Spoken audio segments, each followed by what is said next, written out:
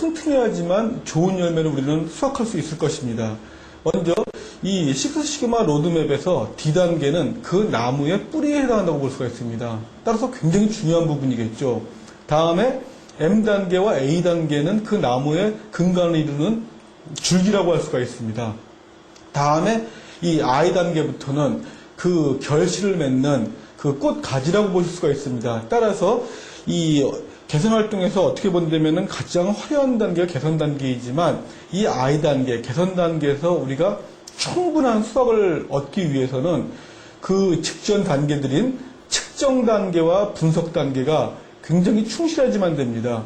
그런데 측정 단계와 분석 단계가 실질적으로 그다지 충실하지 못한다고 한다면은 개선 단계에서도 그다지 우리가 원하는 많은 수확을 얻을 수는 없을 것입니다. 자, 그럼 이제 개선 단계에서 해야 될 내용에 대해서 같이 살펴보도록 하겠습니다. 먼저 이 개선 단계에서 공부할 주요 내용은 이 개선 단계의 흐름 잠깐 말씀을 드렸죠. 그리고 이 개선한 수립, 다음에 프로세스 최적화, 개선 결과 검증 순으로 같이 한번 살펴보도록 하겠습니다. 개선의 개요.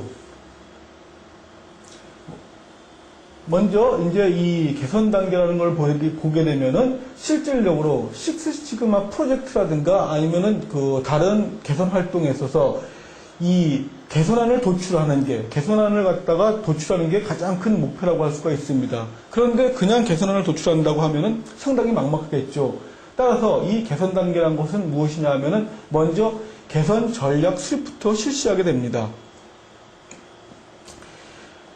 이 개선 전략을 어떻게 수립할 거냐 하면은 우리는 먼저 이 직전 단계인 분석 단계에서 개선안에 가장 큰 영향을 미칠 수 있는 바이탈 퓨, 핵심 인자라고 얘기하죠.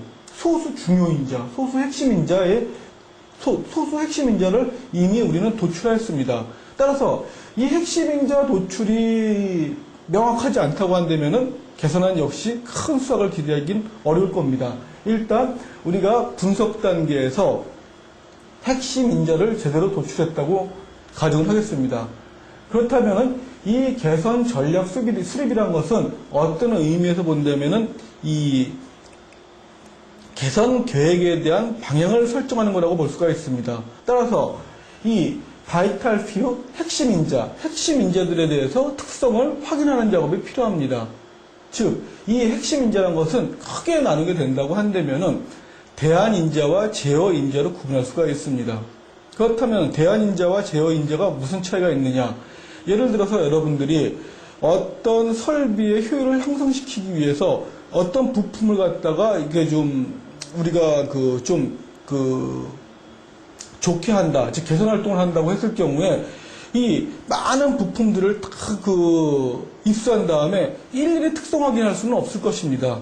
그와 같은 경우에 어떤 형상이라든가 모양 이런 것들에 대해서 그 팀원들이 우리의 목적에 맞게끔 여러 가지 아이디어 도출을 한다든가 아니면은 외국 회사에서 실시한 사례 그런 걸 본 다음에 우리에게 적합하게끔 그 부품을 개발할 수도 있을 것입니다. 또는 어떤 특성을 개선하기 위해서 그 분야의 전문가와 협의를 통하거나 또는 문헌조사를 통해서도 우리는 개선안을 도출할 수가 있을 것입니다. 이와 같이 어떤 실험보다는 전문가의 의견이라든가 아니면 아이디어 도출 이런 것들을 통하여 우리가 개선안을 수립할 수 있는 인자를 대안 인자라고 이야기합니다. 또 제어 인자는 어떤 거냐 하면은 우리가 보통 제어라는 것은 어떤 걸 조종하거나 조작할 경우에 우리가 제어라는 말을 씁니다. 즉 이와 같이 우리 프로세스 내에서 우리가 임의적으로 이 조절을 해갖고 그 특성 파악이 가능할 경우에 그러한 인자를 제어 인자라고 이야기를 합니다. 일반적으로 말씀을 드리게 된다면은 납땜 공정에서 납땜 온도가 납땜 특성에 영향을 많이 미치게 될 것입니다. 그 경우에 납땜 온도를 350도로 하는 게 좋을지 또는 450도 또는 550도 아니면 500도 이런 것들 중에서 어떤 온도가 가장 좋을 것이냐 그거는 실험을 해보면은 우리가 제어를 해서 실험을 해보면은 쉽게 알 수가 있을 것입니다. 이러한 인자를 우리는 보통 제어 인자라고 부릅니다. 따라서 온도라는 게 어디에서는 제어 인자이고 또 다른 프로젝트에서는 그게 대안 인자가 될 수도 있을 것입니다. 자, 다음으로 이제 프로세스 최적화 과정에 대해서 살펴보도록 하겠습니다. 프로세스 최적화 과정에서는 그 핵심 인자들에 대한 최적 조건을 결정하는 것입니다. 따라서 이 실험이 가능한 경우에는 실험 계획을 수립하고 이 실험 계획에 따라서 실험을 실시한 다음에 그 결과를 분석해서 최적 조건을 도출하게 될 것입니다. 다음으로 앞서 말씀드린 바와 같이 실험이 곤란한 그런 인자들, 대안 인자일 경우에는 그런 대안 인자에 대해서 여러 가지 복수 개의 대안을 갖다가 우리는 창출하게 됩니다. 창출한 다음에 그 중에서 우리에게 가장 맞는 최적 대안을 이제 선정하셔야 되는 거죠. 따라서 이런 최적 대안을 선정하는 방법으로는 PCA법이라든가 임계결정법 이런 것들이 있고 이 실험 계획을 수립하고 실험을 실시하고 분석하는 걸로서는 이 DOE, 디자인 오브 익스페리먼트에서 보통 실험 계획법이라고 얘기하죠. 이거를 통해서 살펴보도록 하겠습니다. 다음으로 이와 같이 어떤 개선안이 도출되었을 경우에 이 개선안은 우리가 실험을 한 번 했다거나 일회성을 통해서 확인한 것이지 그게 지속적으로 그런 개선 결과가 나올 수 있다고 보장은 아무도 못합니다. 따라서 그 다음으로는 이와 같이 도출된 개선안에 대해서 확인 작업이 반드시 필요합니다. 예를 들어서 우리가 실험계획법을 이용하여서 최저간을 도출했을 경우에 실험을 통해서는 최저간이 나왔지만 이게 다시 했다고 했을 경우에도 그와 같은 개선된 결과를 얻을 수 있느냐? 이건 사실 의문입니다. 따라서 그런 거에 대해서 재현성 실험이라든가 이런 것들이 반드시 필요하죠.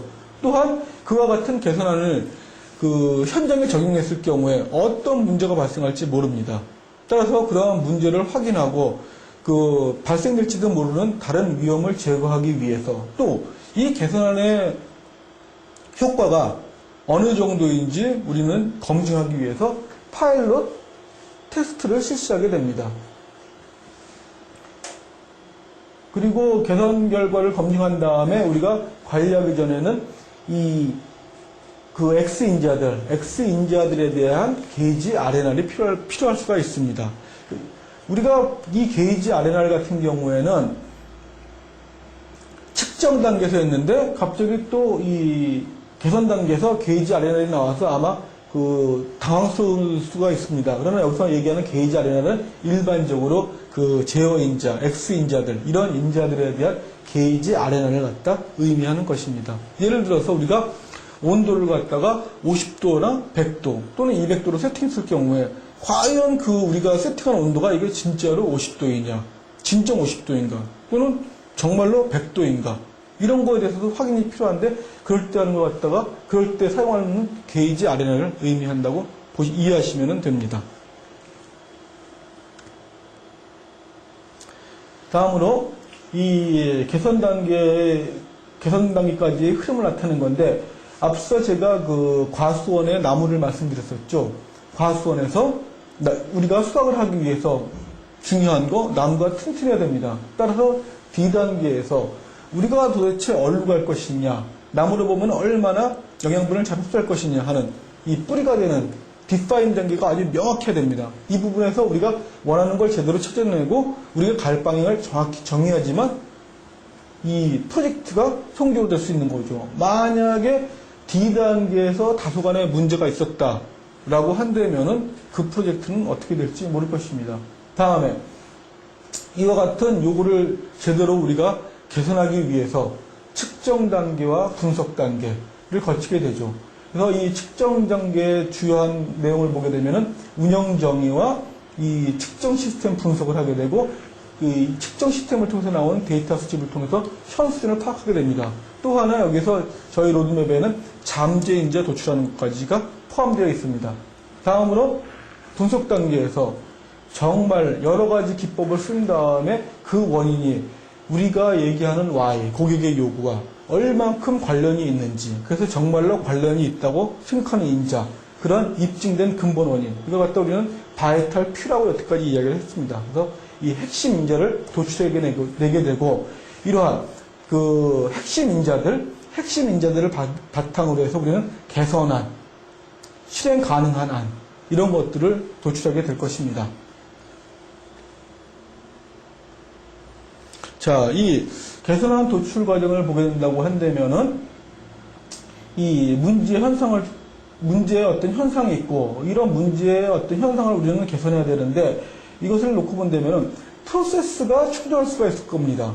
이 프로세스 충돌이라는 것은 뭐냐면은 쉽게 예를 들어서 말씀을 드리게 되면 부서 간의 어떤 충돌이라고 보시면 됩니다. 그래서 부서 간에 어떤 이 개선 실행이라든가 어떤 문제에 대해서 서로 간에 어떤 문제가 있을 경우에 이런 경우에는 우리가 논리적으로 A라는 업무는 A 부서에서 맡고 B라는 업무는 B라는 부서에서 맡고 이와 같이 해서 논리적으로 해서 우리는 해결 방안을 갖다 찾을 수가 있을 것입니다. 그러나 만약에 이 문제 현상이 프로세스 충돌의 문제가 아니라 어떤 기술의 문제라고 한다면은 우리는 이런 그 기술적인 부분에 대해서 어떻게 회피할 것인가 하는 이런 부분에 대해서 창의적 사고 또는 이제 실험이라든가 이런 걸 통해서 어떤 해결안을 도출해야 될 것입니다.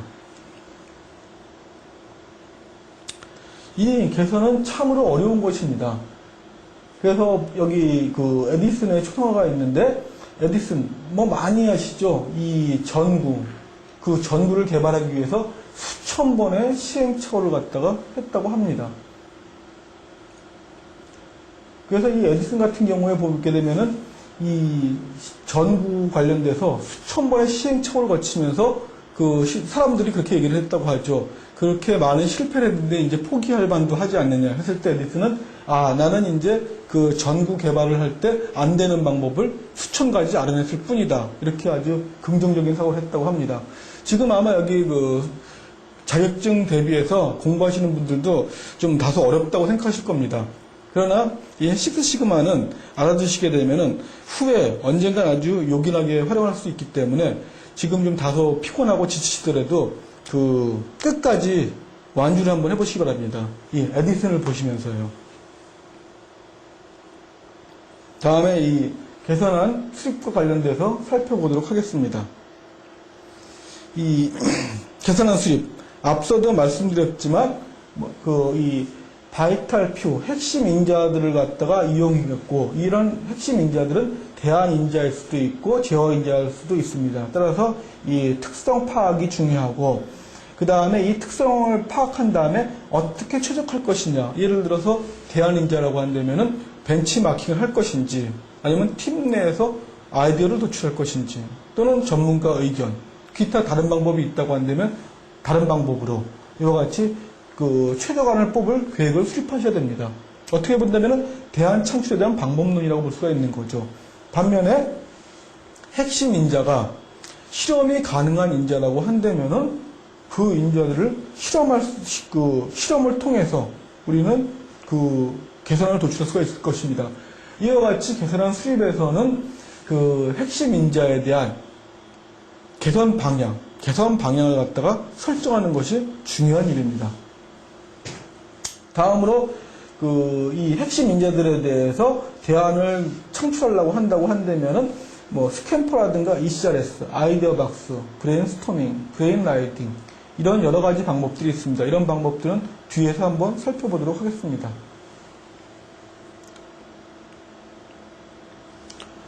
아마 브레인스토밍은 혹시 저기 학생들도 많이 들으시는 걸로 알고 계신데요.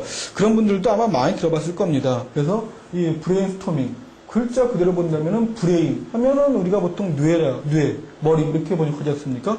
그리고 스톰 하면 우리가 폭풍입니다. 그래서 이 브레인스토밍이라는 건 뭐냐면은 뇌 속에서 어떤 폭풍이 생기는 거죠. 그래서 이 기법은 알렉스 오스본이라는 사람이 개발한 기법인데 이 사람의 이 광고 회사를 운영하면서 이 광고 카피 같은 거 보게 되면 창의성이 굉장히 많이 필요하지 않습니까? 어떻게 해야지 시청자들한테 좀 임팩트를 줄 수 있나 그런 거에 대해서 이제 테마를 찾기 위해서 개발한 방법이 이 브레인스토밍 방법이라고 얘기를 합니다. 그래서 이 브레인스토밍 방법을 할 때는 4가지 원칙이 있는데 그 4가지 원칙이 바로 여기 나와 있는 내용들입니다. 그래서 이 브레인스토밍 할 때는 다른 사람의 의견에 대해서 평가하거나 비판하지 않는다. 이게 가장 큰 원칙인데 사실 보게 된다면은 현실에서는 이 부분이 참 그렇게 쉽지가 않은 부분들이죠. 다음에는 질보다 양을 강조한다. 어쨌든 가능한 한 많은 아이디어가 도출되어야 할 것입니다. 그리고 이와 같이 이 질보다 양, 많은 아이디어를 도출하기 위해서는 당연히 분위기가 자유분방해야지 딱 경직된 그런 속에서는 아마 이와 같이 진행이 쉽지 않을 것입니다. 그리고 이 팀원들은 자기도 아이디어를 내야 되지만 만약에 남이 아이디어를 냈을 경우에는 그 아이디어로부터 새로운 아이디어를 갖다가 발생시킬 수 있도록 이와 같이 그 의견에 편승하는 이런 것들이 아주 중요한 원칙들입니다. 브레인라이팅은 독일에 있는 홀리거라는 사람이 처음으로 그 기업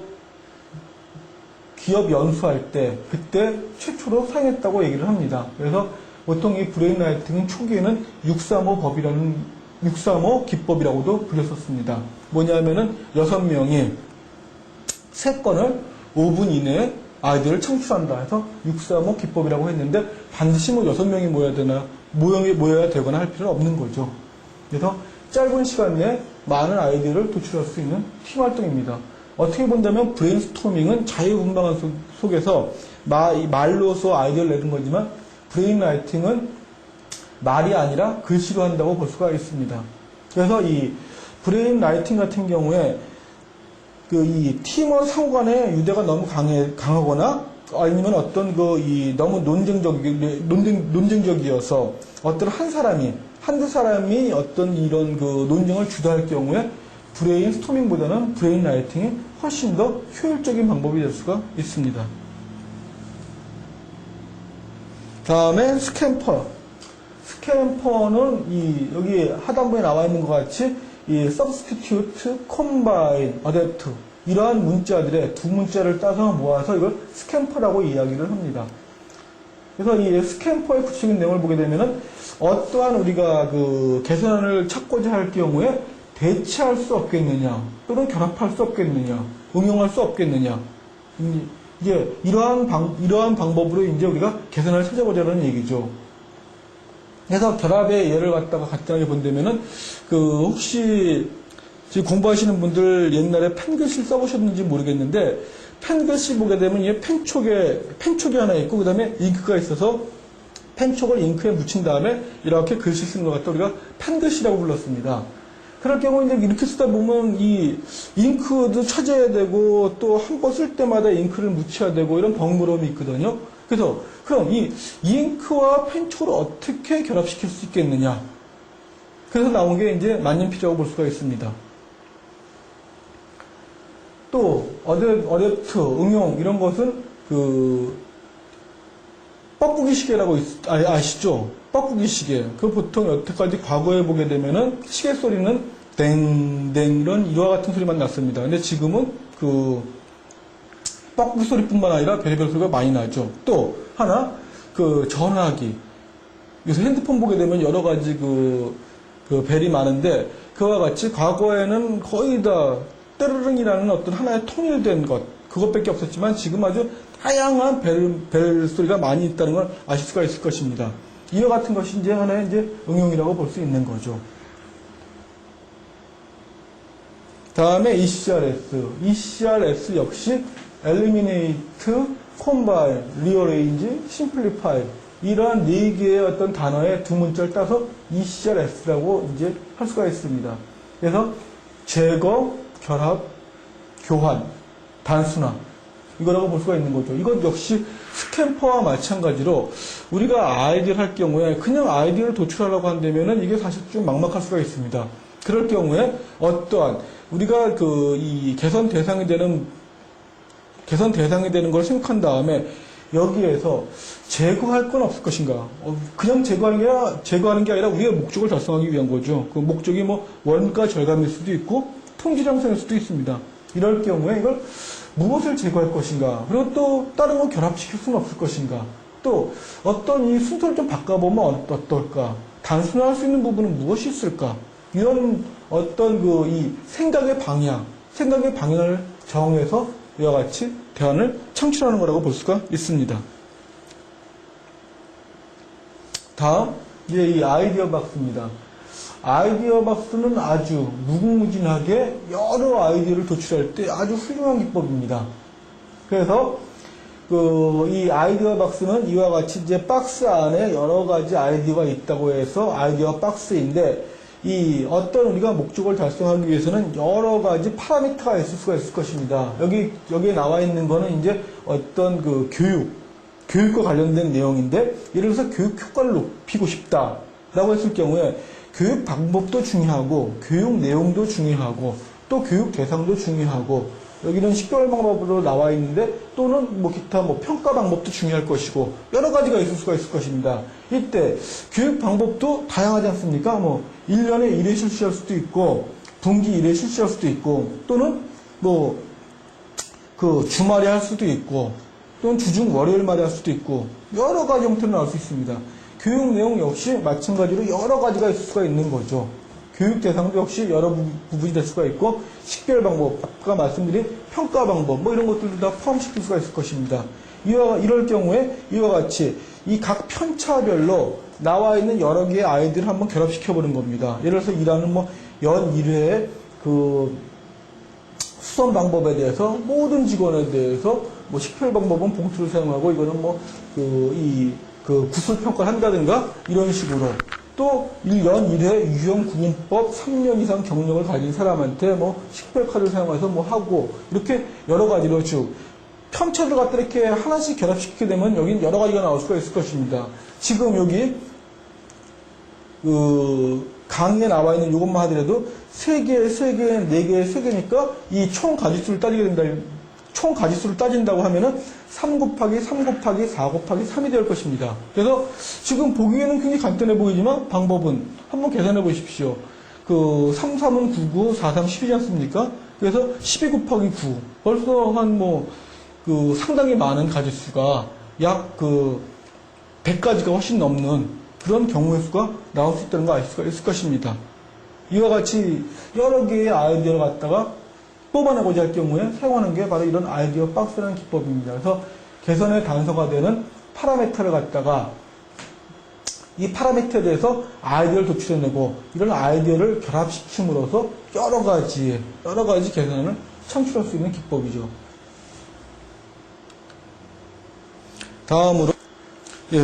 다음으로 이 개선 단계의 프로세스 최적화 과정에 대해서 살펴보도록 하겠습니다. 프로세스 최적화 과정에서는 이 여러 개의 대안이 있을 경우에 어떤 대안을 선정하는 것이 좋은지, 그와 같은 선정하는 방법과 실험계획법을 중심으로 해서 살펴보도록 하겠습니다.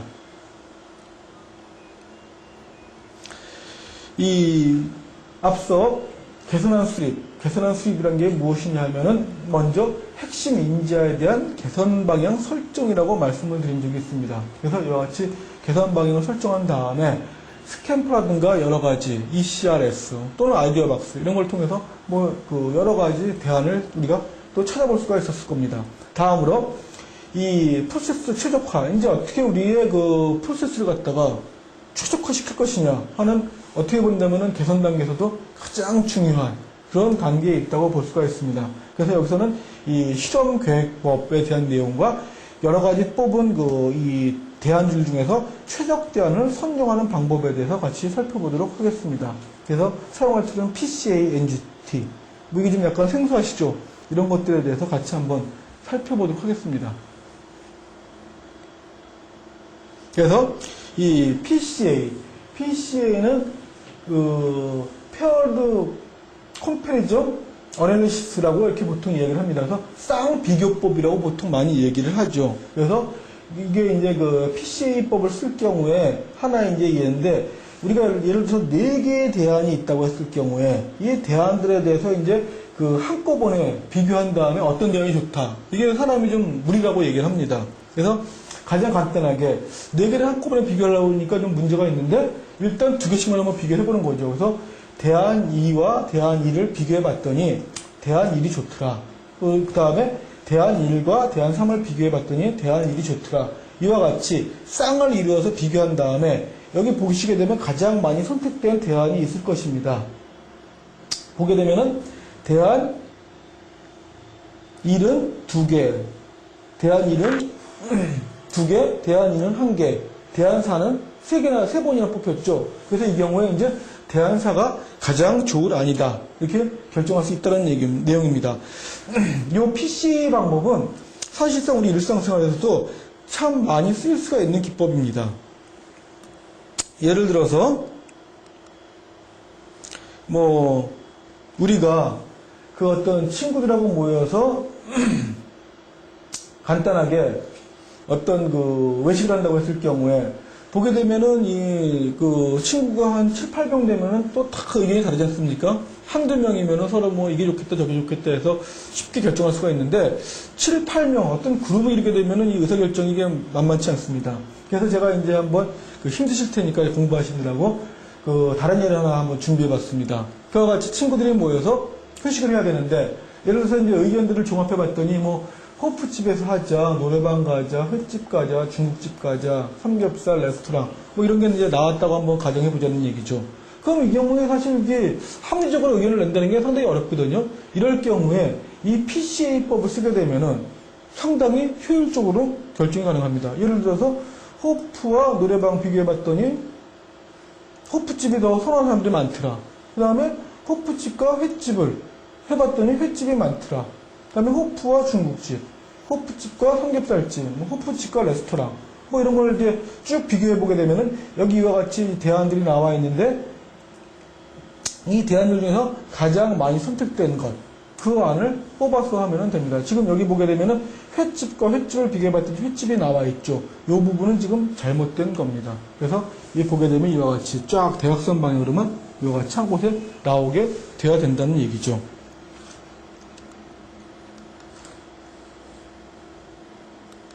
그래서 아까 PC에서도 이와 같이 한쪽으로만 이와 같이 나와 있는 걸 보실 수가 있을 것입니다. 다음으로 NGT는 노미널 그룹 테크닉이라고 보통 이야기를 합니다. 그래서 이 NGT가 하나의 단어가 아니라 노미널 그룹 테크닉, 이와 같이 세 개 단어의 두 문자를 모아놓은 거죠. 그래서 이 품질 쪽에 보게 되면은 그와 같이 그 영어 단어의 두 문자만 모아놓은 게 많기 때문에 잘 모르시는 분들은 그게 무슨 뜻인지 전혀 파악하기가 어렵습니다. 그런데 어쨌든 이 이름을 보게 되면은 노미널이란 말을 씁니다. 노미널이 보통 이 사전을 뒤져보게 되면은 명칭의, 공칭의 그런 말을 쓰게 됩니다.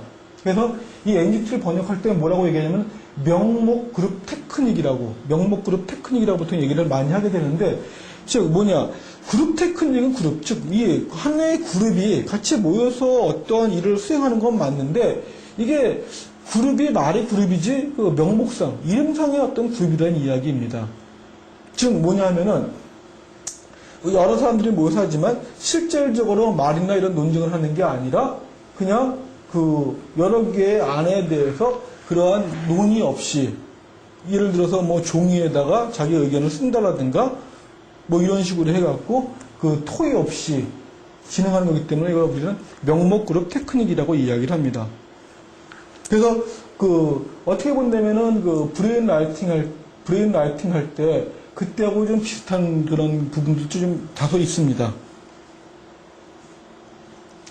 다음에 이제 임대결정법, 이것도 역시 대안에 대해서 이제 선정하는 방법 중에 하나라고 볼 수가 있습니다. 예를 들어서 우리가 이제 어떤 이사를 가려고 할 경우에 이게 서울로 갈 거냐, 부산으로 갈 거냐, 또는 이제 서울에 계신 분이라고 한다면은 대전으로 갈 거냐, 아니면 천안으로 갈 거냐, 이런 식으로 이제 우리가 가능한 지역이 이제 물론 여기서는 예지에서는 이제 2개 있지만 2개가 아니라 사실 여러 개가 될 수도 있는 겁니다. 딱 2개만 되는 건 아닙니다. 그런데 우리가 이사 가려고 하려면은 우리한테 이제 여러 가지 요건이 있을 것입니다. 예를 들어서 이 교재 나와 있는 거 보면은 주변 인프라라든가 좋은 이웃, 좋은 학교, 통근 통학거리, 주차의 편리성, 이 이외에도 여러 가지 어떤 환경성이라든가 여러 가지 그런 것들이 있을 수가 있을 것입니다. 어쨌든 지금 이 사람은 이사를 가기 위해서 이런 것들이 자기는 중요하다고 이제 본 거죠. 그리고 이 중요하다고 본 것들 중에서도 또 이 상대적 중요도가 다르게 될 것입니다. 그래서 그 중요도를 이제 가중치라고 해놓은 것이고, 쉽게 얘기하면 우선 이제 학교하고 이 통학거리, 그리고 이제 좋은 이웃이 상당히 중요하다고 봤고, 주변 인프라는 그다지 중요한 게 아니다라고 지금 보고 있는 거죠. 이 가중치만 놓고 본다고 하면은요. 다음에 해당 지역에 대해서 이러한 기준으로 평가를 해봤더니, 여기가 어딘지 모르겠지만, 지역 1은 주변 인프라에서 4점을 받았고, 좋은 이수 10점, 좋은 학교 10점, 뭐 이런 식으로 다 받은 겁니다. 다음에 지역 2 역시 마찬가지로 이러한 기준에 대해서 평가를 해봤더니, 이와 같은 점수를 얻었죠. 따라서 지금 이 가중치가 2인데 4점을 얻었으니까 이 가중치를 이용해서 점수를 환산한다고 한다면 2 곱하기 4에서 8점이 될 것입니다. 다음으로 좋은 이웃 같은 경우에는 가중치는 8이고 점수 10이니까 8 곱하기 10 하게 되면 80점이 나오겠죠. 이와 같이 가중치를 갖다가 두 군데 모두 다 산출을 한 다음에 이 가중치 접수를 합해보면은 지역 1은 329점, 지역 2는 254점이 나왔습니다. 그렇다면 당연히 여기서 어떤 안이 선택될지가 아주 명확하게 될 것입니다. 만약에 우리가 정말로 이사를 갈 경우에 우리는 이러한 게 중요하다고 생각을 하고 있는데 1이 좋을까? 2가 좋을까?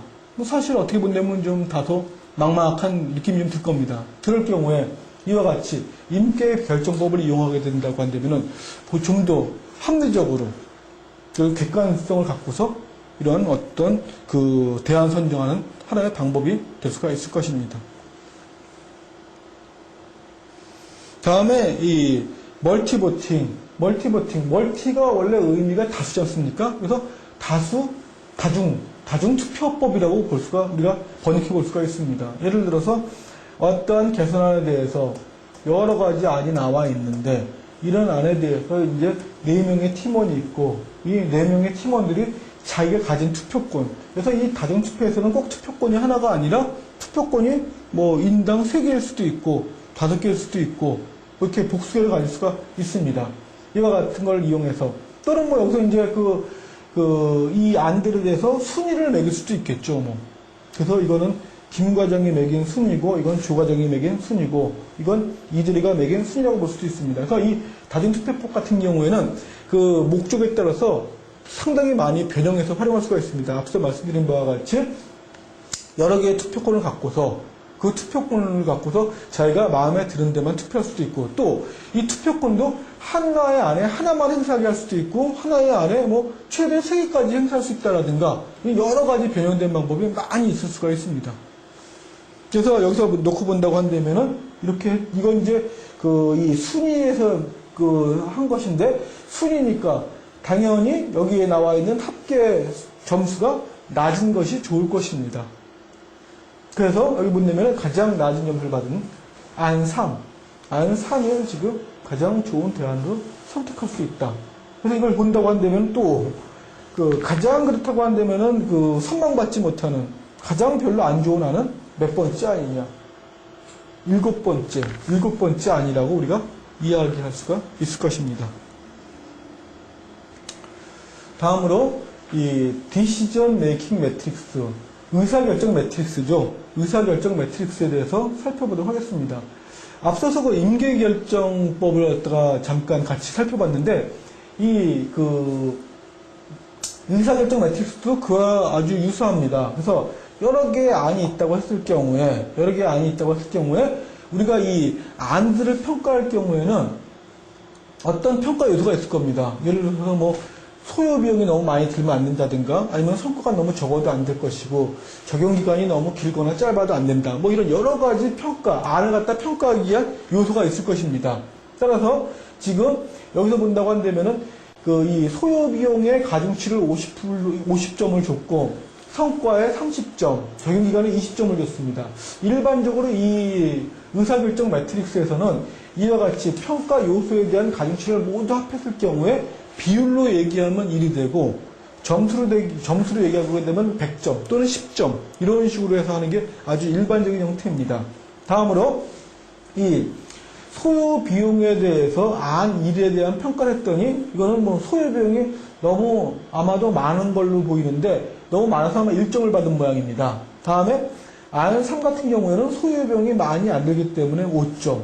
이와 같이 이제 1점부터 5점까지 이와 같이 점수 줬습니다. 여기서도 반드시 1점부터 5점까지를 줘야 되는 건 아니고 1점부터 10점이라든가 이와 같은 스케일 같은 경우에는 적당히 그 목적에 맞게끔 하면 됩니다. 좀 이 스케일을 갖다가 이거 뭐 이렇게 1, 3, 뭐 이렇게 쓰는 거는 그 안 간의 어떤 그 특성을 갖다가 확실하게 구분하기 위할 경우에 이렇게 쓰고 좀 더 세밀하게 평가하고자 할 경우에는 좀 더 그 많은 1에서 10이라든가 이런 걸 쓰는 게 일반적입니다. 그래서 여기도 마찬가지로 그 평가 점수와 이 가중치라고 얘기했죠. 가중치 두 개를 고려해서 가중 합산 점수를 내게 되면은 안 1 같은 경우에는 소요 비용에서 50점을 받았고 성과에서는 3에다 30을 곱하니까 90점을 받았고 적용기간에서는 3에다가 20을 곱해서 60점을 받았고 그래서 토탈 합계 점수가 약 200점이 나온다는 걸 알 수가 있는 거죠. 나머지 안들에 대해서도 마찬가지 방법으로 평가를 하게 된다고 하면은 이와 같은 점수들을 다 산출할 수가 있을 것입니다. 따라서 여기서도 당연히 가장 점수가 높은 점수를 한번 쭉 살펴보시게 된다고 한다면은 어쨌든 360점, 360점 두 가지 안이 이제 가장 높은 점수가 나왔다고 할 수가 있습니다. 그래서 이 안 3과 안 6 맞죠? 안 3과 안 6 두 개의 안 중에서 하나를 우리는 선택하게 될 것입니다. 또 이와 같은 평가 요소를 봤더니 가장 좀 우리하고 안 맞는 것 그게 보면 안 2라는 것도 역시 알 수가 있을 것입니다.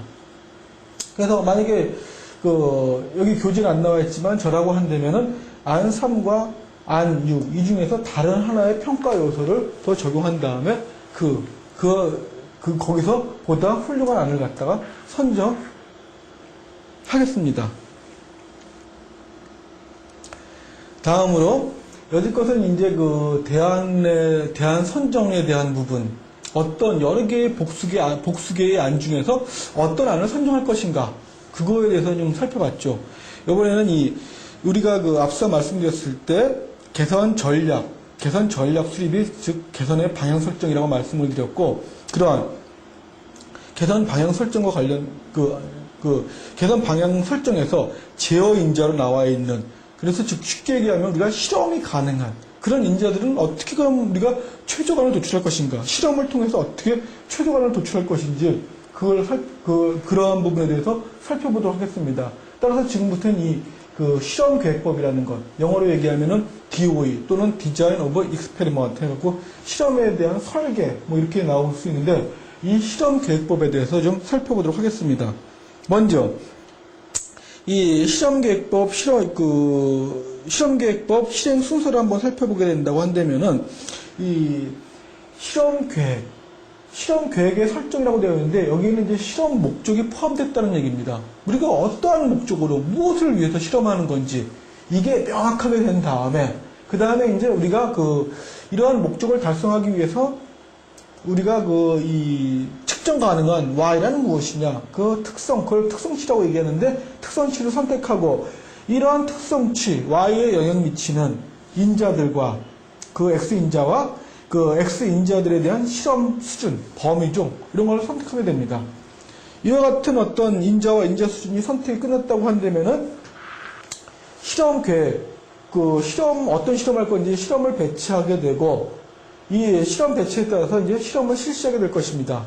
다음에 실험 실시를 한 결과를 통해서 분석을 하게 되고, 이 분석 결과를 갖다가 해석을 하고 우리는 이걸 통해서 이제 최저간을 도출할 수가 있는 거죠. 또 여기서 만약에 미진하다고 한다면 다시 이와 같이 목적부터 시작해서 다시 한번 실험 계획을 우리가 할 수가 있을 것입니다. 다음에 이 실험 계획법에는 여러 가지 원리가 있습니다. 여기서는 이 랜덤화의 원리에 대해서 말씀드리겠습니다. 먼저 우리가 우리가 보통 일반적으로 어떤 온도와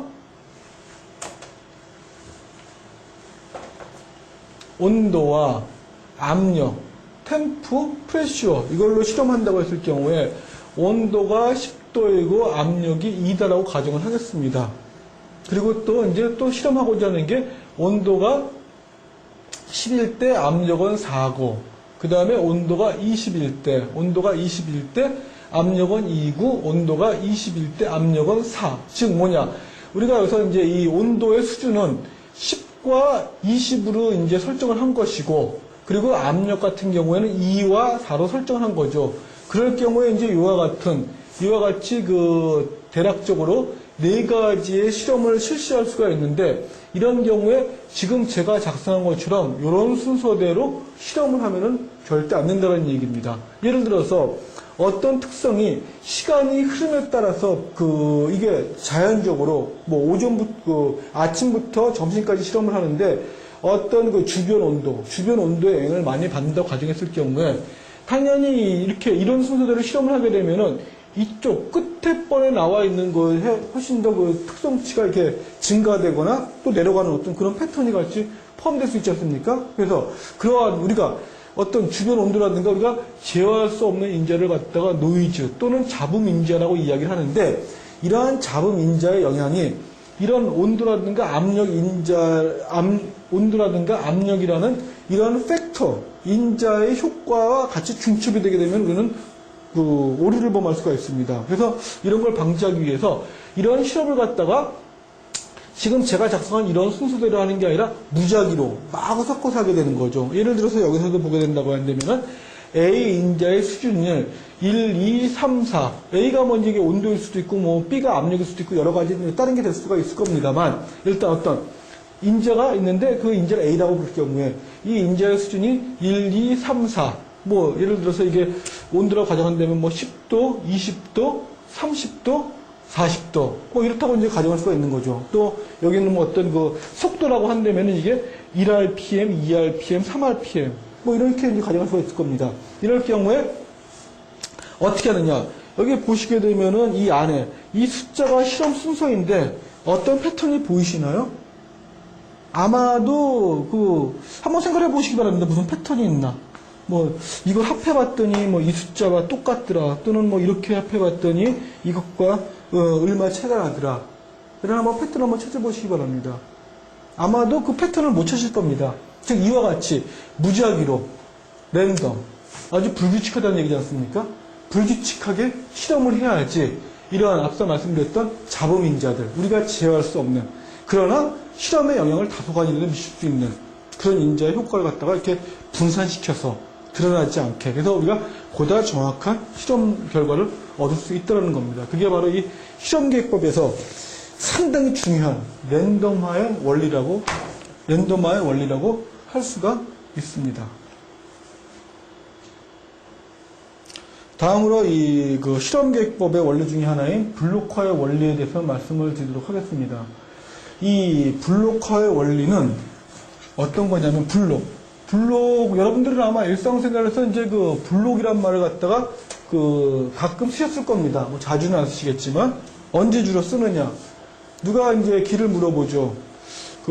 제가 명동을 가고 싶죠 하는데, 또는 뭐 어디 가고자 하는데, 어떻게 가야 됩니까? 여기서 어떻게 가야 됩니까? 하면 여러분들은, 거기요. 거기는 뭐, 여기서 뭐 2블록 더 가신 다음에, 그 다음에 우측으로 도셔서, 다시 한 블록 더 가시게 되면은, 거기 뭐 큰 빌딩이 있는데, 그 빌딩 바로 옆에 있습니다. 뭐 이렇게 아마 설명을 하신 경험이 아마도 있을 겁니다. 즉, 우리가 길에서 블록이라고 얘기할 경우에, 뭐 길이 이렇게 있다고 한다면은요, 뭐 사거리도 있을 수가 있고 오거리도 있을 수가 있는데, 이와 같이 어떤 길도 없이 이와 같이 건물들만, 물론 이 안에는 이제 골목길이 조금 있지만, 이런 안에는 아마 다 골목길이 조금씩은 있을 겁니다만, 이와 같이 큰 한 덩어리, 이거 갖다 우리가 보통 블록이라고 이야기하지 않습니까? 여기서도 똑같은 개념으로 보시게 되면 됩니다.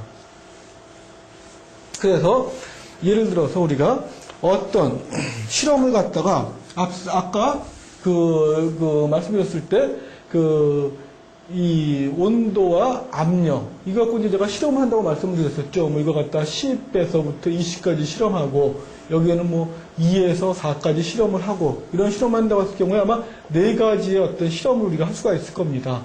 이럴 경우에, 근데 이 실험을 할 경우에 동일한 원리를 써야 되는데, 동일한 원리를 쓸 수가 없어요. 동일한 원리를. 그럴 경우에 과연 어떻게 어떤 실험과 어떤 실험을 같이 한꺼번에 묶어서 하고, 어떤 실험과 어떤 실험을 묶어서 할 것이냐. 즉, 4가지 실험을 하게 되는데, 하나의 로트, 한 배치나 하나의 로트에서 나와 있는 그 원료로는 2번밖에 실험을 못 한다는 얘기죠. 그렇다고 한다면은 4개의 실험을 하기 위해서는 당연히 2로트가 필요하게 될 것입니다. 그러나 이 두 로트는 서로 경향이 약간씩 다를 거 아닙니까? 그럴 경우에 그럼에도 불구하고 어떤 이 실험의 정확도를 위해서 우리는 이 블록을 나누어서 실험하게 됩니다. 그런 걸 갖다가 이제 실험기획에서 블록화의 원리라고 얘기를 합니다.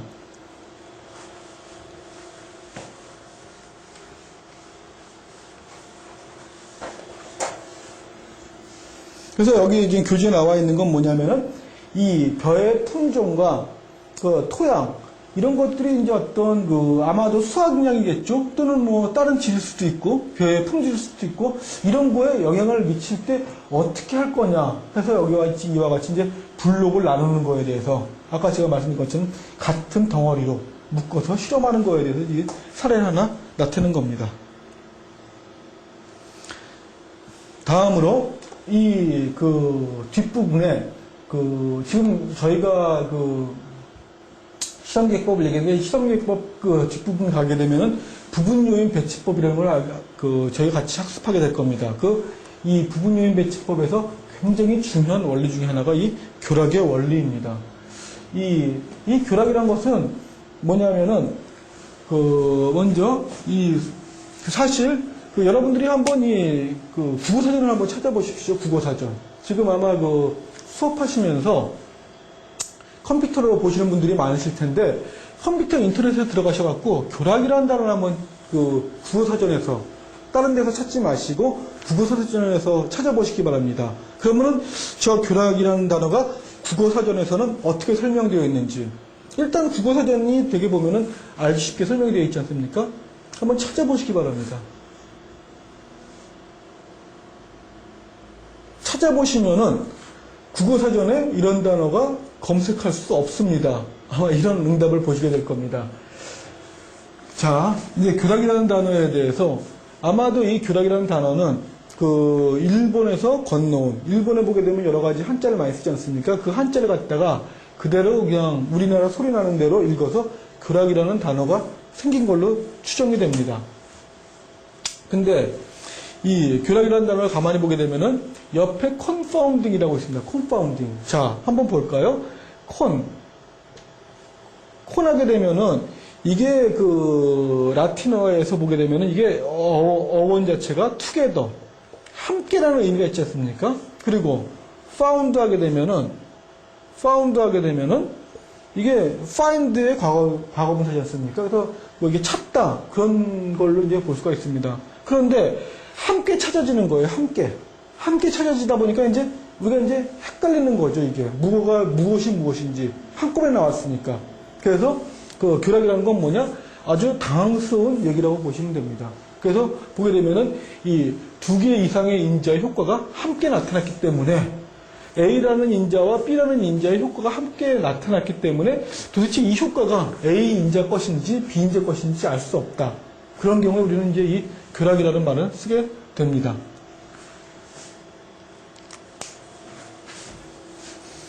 그래서 이 교락에 대해서 조금 더 말씀을 드리게 된다면은 예를 들어서 자 온도와 압력이 뭔지 모르는 어떤 특성의 영향을 준다고 했을 경우에 자 그 온도가 10도고 압력이 3일 경우에 Y가 100이 나왔습니다. 자 다음에 온도가 15이고 압력이 8일 경우에 200이 되었다고 한번 가정을 한번 해보죠. 분명히 Y가 100에서 200으로 바뀌었다는 걸 알 수가 있을 겁니다. 자, 이럴 경우에 Y가 왜 100에서 200으로 바뀌었을까요? 한번 자문 한번 해보시기 바랍니다. 이게 온도 때문에 그럴까요? 압력 때문에 그럴까요? 그러면 아마 여러분들은 뭐 온도도 압력이도 하나 고르실 수가 있을 겁니다. 그러나 그거는 절대 그것이 맞다고 할 수는 없다는 얘기죠. 만약에 여기서 압력이 동일하게 다 3이었다고 가정을 하면은 Y가 왜 100에서 200으로 갔느냐 했을 경우에 이거는 온도의 영향이다 라고 우리는 생각할 수가 있을 겁니다. 왜냐? 압력은 가만히 있고 온도가 바뀌었기 때문에.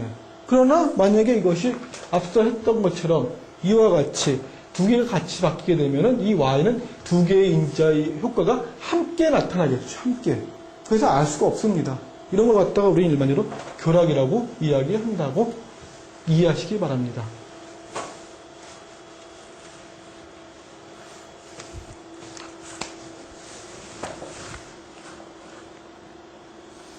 다음으로 이 실험계획법에서 이 완전요인 배치법이 있고, 그 다음에 분할법, 결합법, 그 다음에 일부 실시법 등이 있습니다. 이 일부 실시법을 우리는 부분요인 배치법이라고 이야기를 합니다. 그래서 뒷부분에서 이 완전요인 배치법과 부분요인 배치법의 특성에 대해서 좀 자세히 알아보도록 하겠습니다. 자, 그 완전요인 배치법. 일단 완전히 있으니까 뭔지 모르지만 그 완벽하다는 이야기일 겁니다. 그래서 이 완전요인 배치법을 표기할 경우에는 여기 나와 있는 것처럼 요 K의 N 이런 식으로 이제 많이 표기를 하게 됩니다. 여기서 뭐냐? N이라는 것, N이라는 게 이게 바로 이제 인자의 수라는 얘기죠. 인자의 수. 그 다음에 K가 수준수라는 얘기죠. 이게 수준수. 그래서 KN 하게 되면 뭐를 알 수 있느냐? 바로 처리의 수, 실험의 수를 알 수가 있다는 겁니다.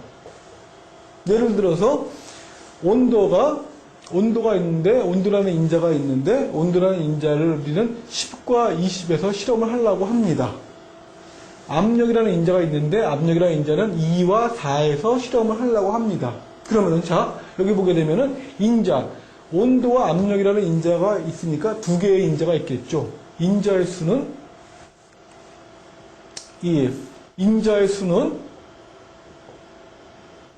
두 개입니다. 다음에, 온도가 변한 거 10과 20 두 개씩이죠. 압력 역시 마찬가지 두 가지입니다. 2와 4. 그래서 여기 보시게 되면은 수준의 수가 2가 될 것이고 인자의 수가 2가 돼서 2의 제곱이 될 것입니다. 따라서 우리가 반드시 해야 될 실험, 서로 다른 실험의 가지수는 몇 가지냐? 2의 제곱. 4라는 걸 알 수가 있는 것입니다.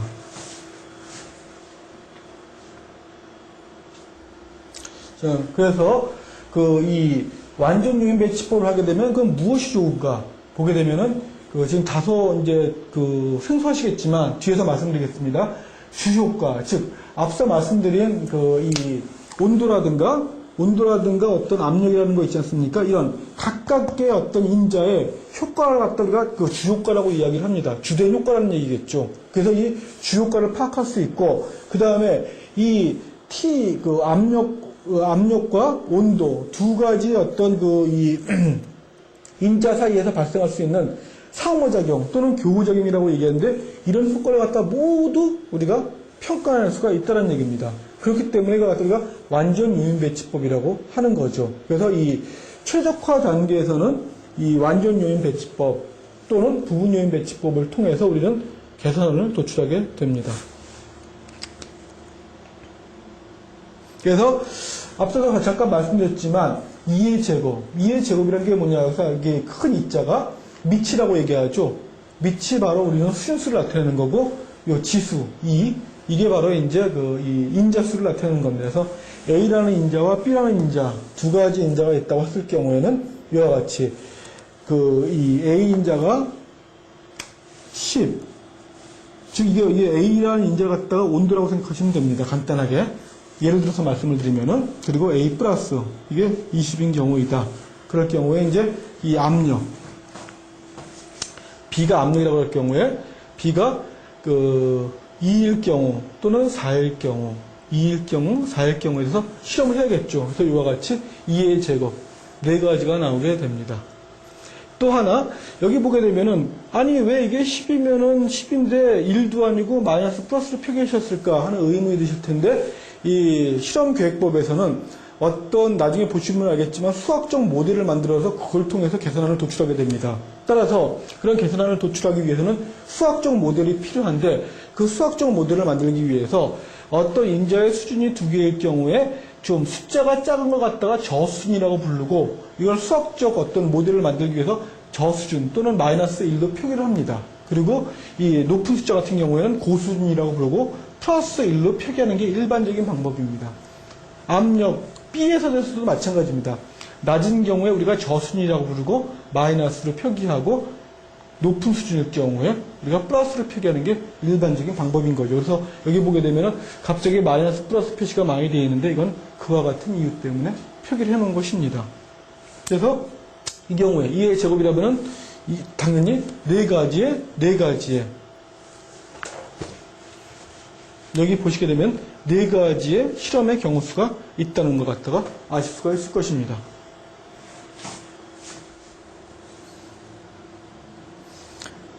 다음으로 이제 그 주효과에 대해서 한번 살펴보도록 하겠습니다.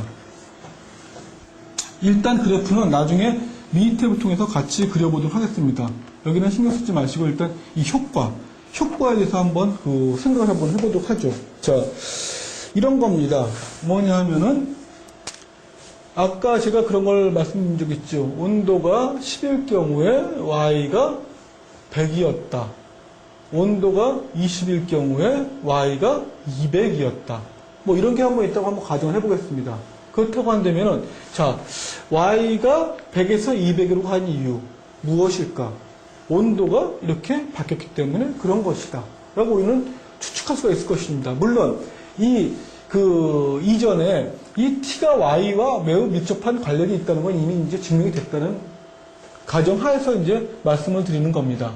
그래서 이럴 경우에 우리가 이제 이 온도의 효과가 얼마냐? 10에서 20으로 가면은 Y가 100에서 200으로 100만큼 바뀐다. 뭐 이런 걸 생각할 수가 있을 겁니다. 그래서 먼저 이 효과에 대한 것 갖다가 이제 말씀을 드리게 된다고 한다면은 효과는 어떻게 산출하느냐 하면은 고수준, 아까 플러스라고 말씀드렸죠? 고수준, 어떤 인자의 고수준의 평균에서, 그 다음에 저수준의 평균을 갖다가 뺀 걸 갖다가 우리가 효과라고 이야기를 합니다. 그래서 보시게 되면은, 자, 온도, 이게 저수준이죠? 그리고 이게 고수준이죠? 자, 보게 되면은, 이 온도가 10에서 20으로 가면서의 효과를 보게 되면은, 고수준, 21대의 평균. 뭐, 하나니까 평균을 갖다 따질 것도 없죠. 그냥 200이 될 겁니다. 다음에, 저수준. 데이터 하나니까 평균 될 것도 없죠. 100입니다. 그래서 고수준의 평균은 200이 될 것이고 저수준의 평균은 100이 될 것입니다. 그래서 여기에서 200에서 100을 빼면 100이 될 것이죠. 그래서 만약에 이게 이제 전혀 다른 얘기지만 제가 얘기한 이걸 갖다가 기준으로 해서 말씀을 드린다고 하면은 이게 이제 그 T에 대한 그래프라고 했을 경우에 여기가 이제 그 10이 될 것이고 여기가 20이 될 것이고 여기가 100이 될 것이고 여기가 200이 될 것이고 결국은 이것이 효과인데 이것이 결국 100이라는 이야기입니다. 이걸 갖다 그래프를 그린다고 한다면 이런 식으로 그릴 수가 있겠죠. 바로 이런 걸 갖다 우리가 주효과 그래프라고 이야기를 합니다. 이와 같이 인자 하나하나에 대해서 우리는 효과를 갖다 검토해서 그래프화할 수가 있을 것입니다. 물론 이러한 작업은 미니탭에서 쉽게 지원이 됩니다. 추후에 살펴보겠지만 바로 이와 같은 그래프가 나올 수가 있는 것이겠죠. 그래서 이 그래프를 본다고 한다면은 A인자와 이게 B인자라고 했을 경우에 과연 어떤 인자가 더 효과가 있느냐. 당연히 이게 A라는 인자고 이게 B라는 인자라고 했을 경우에 그 A라는 인자 효과는 이만큼이요. B라는 인자 효과는 요 저수준과 고수준의 차이인데 상대적으로 보면 굉장히 작죠. 따라서 Y에 어떤 인자가 영향을 많이 미치느냐? A라는 인자가 영향을 많이 미친다는 걸 쉽게 알 수가 있을 것입니다. 자, 이거 앞서서 교재에 나와 있는 이런 파일이 있는데 이 파일을 갖다 제가 지금 이 미니탭에 이렇게 풀어냈습니다. 여기서 이거 불러내실 경우에 좀 주의하실 점은 파일에서 이 여러 가지 열기가 두 가지가 있지 않습니까? 이 경우에 지금 이 파일은 그 워크시트로 되어 있기 때문에 이 워크시트 열기를 이용하셔야만 된다는 거죠. 워크시트 열기에 가셔갖고 이 예제 파일 폴더 여러분들이 아마 저장하셨을 텐데 그 저장하신 데 가셔갖고 요 예제 5-1 뭐 5-2 이런 걸 선택하시면 됩니다. 그래서 이와 같이 나와 있습니다. 그래서 보게 되면은 보시는 것처럼 자 A라는 인자, 이게 A라는 인자, B라는 인자, C라는 인자, Y라는 것인데 A라는 인자가 -1, 플러스 1, 마이너스 1, 플러스 1 이렇게 이제 바뀌어가고 있죠. 그리고 이제 17, 아니, C라는 인자, 마이너스 1, 마이너스 1, 마이너스 1 하고 이제 11111 해갖고 이제 여기 Y 값이 나와 있습니다. 자, 아까는 이제 그 A, B 인자 두 개일 경우에 바로 이제 요 실험이었겠죠? 두 개만 실험한다고 한다면은. 요 실험인데, 요 경우에는 이제 다 손으로도 아마 다 그 효과라든가 이런 걸 다 풀 수가 있고, 어떤 인자가 영향인지 쉽게 알 수가 있습니다. 근데, 사실 벌써 3개쯤 되니까, 좀 이게, 단지 우리가 이 종이와 펜만 갖고 가기에는 다소 좀 귀찮은 그런 일이 됩니다. 물론, 못하는 건 아닙니다. 이 소프트웨어라는 게 다 사람이 손으로 할 수 있는 걸 대부분 시간이라든가 속도를 편하게 하기 위해서 하는 거지, 사람이 뭐 손으로 못하는 걸 갖다가 얘만 할 수 있는 거는 그다지 많지 않죠. 그래서 요 부분에 대해서 손을 해봤는데, 이번에는 이 소프트웨어를 이용해서 한번 구해보도록 하겠습니다. 먼저 한번 어떤 이 A, B, C 세 개 인자 중에서 어떤 인자가 가장 큰지 한번 주요가 그림을 통해서 살펴보도록 하겠습니다. 자, 먼저 이런 분석을 하기 위해서는 그 미니탭에서 실험 설계를 해야 됩니다. 그래서 실험 설계하는 것부터 시작해서 한번 살펴보도록 하겠습니다. 자, 먼저 이 통계 분석에 들어가시게 되면은 여기 실험 계획법이라고 있죠. 또 여기 보게 되면 요인 설계라고 있습니다. 그래서 먼저 이 요인 설계 생성에 들어가셔서 미니탭에서 이와 같은 실험 설계를 해주셔야 됩니다. 그래서 요인 설계 생성에 들어가게 됩니다. 들어가게 되면 이와 같은 요인 설계 생성이라는 대화창이 뜨게 되는데, 여기서 이제 그 요인 개수, 지금 현재 우리 요인 개수는 몇 개냐면은 A, B, C 해서 3개입니다. 그래서 여기 그 미니탭에서 이런 삼각형이 있다는 것은 부메뉴가 있다는 표시거든요. 그래서 누르시게 되면은 이와 같이 요인이 뭐 6개든 7개든 9개든 최대 몇 개냐? 15개까지 입력이 가능합니다. 그래서 일단 우리는 3개니까 3개 선택하겠습니다. 다음에 요 설계 보시게 되면은 설계 버튼을 클릭하시게 되면 이와 같은 게 뜹니다. 지금 우리는 다른 실험, 각기 다른 실험을 갖다가 8개 했죠. 그리고 우리는 완전 요인 설계를 했습니다. 따라서 이걸 선택합니다. 다음에 같은 실험으로 한 번도 더 안 했죠. 그러니까 반복 실험 횟수는 1로 설정하도록 하겠습니다. 이 다음에 이제 확인을 눌러주시고, 그 다음에 요인에 들어가시게 되면은 이와 같이 이름을 넣어줘야 됩니다. 이름을 넣어줘야 되는데, 일단 시간 관계상 여기서 그냥 ABC라는 이름으로 하도록 하겠습니다. 그래서 확인을 누르도록 하죠. 그리고 옵션 버튼에 들어가셔갖고 보시게 되면 여러 가지가 있는데, 아마 여러분들은 여기 랜덤화 실험이 클릭되어 있을 겁니다. 이걸 갖다가 다시 한번 클릭하셔갖고 이 랜덤화 실험에 여기 빈란으로 만들어 주시기 바랍니다. 즉 랜덤화 하지 않겠다는 얘기입니다. 이 랜덤화는 말씀드린 바와 같이 실험계획법의 5대 원리 중에 하나입니다. 다음에 워크시트의 설계 저장을 표시하시고 확인을 눌러주시고 확인을 눌러 나가게 되면 이와 같은 하나의 워크시트가 생기게 되죠. 그래서 보시게 되면은 다 똑같고, 여기 앞서 예제 파일에 있던 거에 비하면은, 예제 파일에 비했던 거 보면은 요 데이터가 없다는 거 알 수가 있을 겁니다. 그래서 이제 어쨌든 요인 배치법과 똑같이 하기 위해서 요 글자까지도 제가 카피해 오도록 하겠습니다. 물론 여기서 여러분들은 실질적으로 하실 경우에 이렇게 이 인자의 이름까지는 저하고 똑같이 하실 필요 없습니다. 이 상태에서 그대로 하셔도 전혀 상관이 없습니다. 근데 저는 이제 이 교재와 가능한 한 좀 똑같이 해놓고 여러분들한테 이 일을 돕기 위해서 이와 같은 부수적인 작업을 하는 겁니다.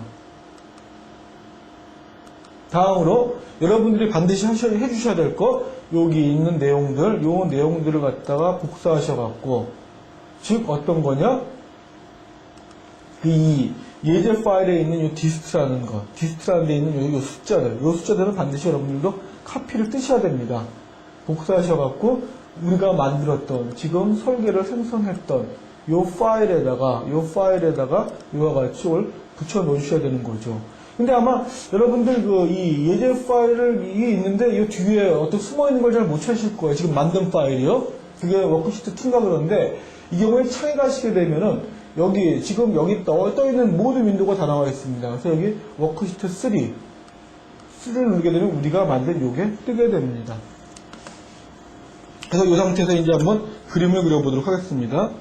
그래프에 들어가서, 통계 분석에 들어가셔서 실험계획법, 요인 설계. 그럼 여기 이제 요인 설계 분석이라든가 요인 그림 이런 것들이 다 뜨게 됩니다. 그래서 요인 그림에 들어가셔갖고요. 주효과를 한번 살펴보도록 하겠습니다. 주효과는 아까 그 인자의 독립적인 효과라고 말씀을 드렸었죠. 그래서 이제 주효과 그림을 그리기 위해서 설정 버튼을 클릭해 보겠습니다. 다음에 반응값, 디스트를 넣어주시고요. 지금 우리가 구하고자 하는 이게 특성을 보고자 하는 게 이거지 않습니까? 다음에 여기서 이 꺽쇠가 하나와 두 개가 있는데 하나를 누르면은 이와 같이 하나씩 넘어가게 되고 두 개째를 누르게 되면은 통째로 넘어가게 됩니다. 그래서 어쨌든 이 선택할 수 있는 것 포함시킬 요인 다 선택하도록 하겠습니다. 다음에 확인을 누르죠. 그리고 확인을 눌러 나갑니다. 확인을 눌러 나가면은 요와 같은 주효과 그래프가 뜹니다. 그래서 제가 말씀드렸었죠. 주효과 그래프에 이 그림을 뭐든지 어떤 그림을 보면은 감상 포인트가 있어야 되는데 이 주효과 그래프에서의 감상 포인트는 직선의 기울기라고 말씀드린 적이 있습니다. 따라서 지금 한번 보시죠.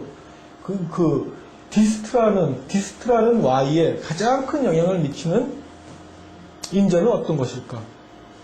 자, A인자, B인자, C인자라고 한번 해보죠. 어떤 인자일까요? 그리고 또 어떤 인자가 가장 작은 영향을 미칠까요? 생각해 보시기 바랍니다. 대략적으로 보시게 되면 가장 큰 건 C인자요, 가장 작은 건 B인자라는 느낌이 들 겁니다. 그렇게 보신다면 주효과 그래프를 제대로 보신 겁니다.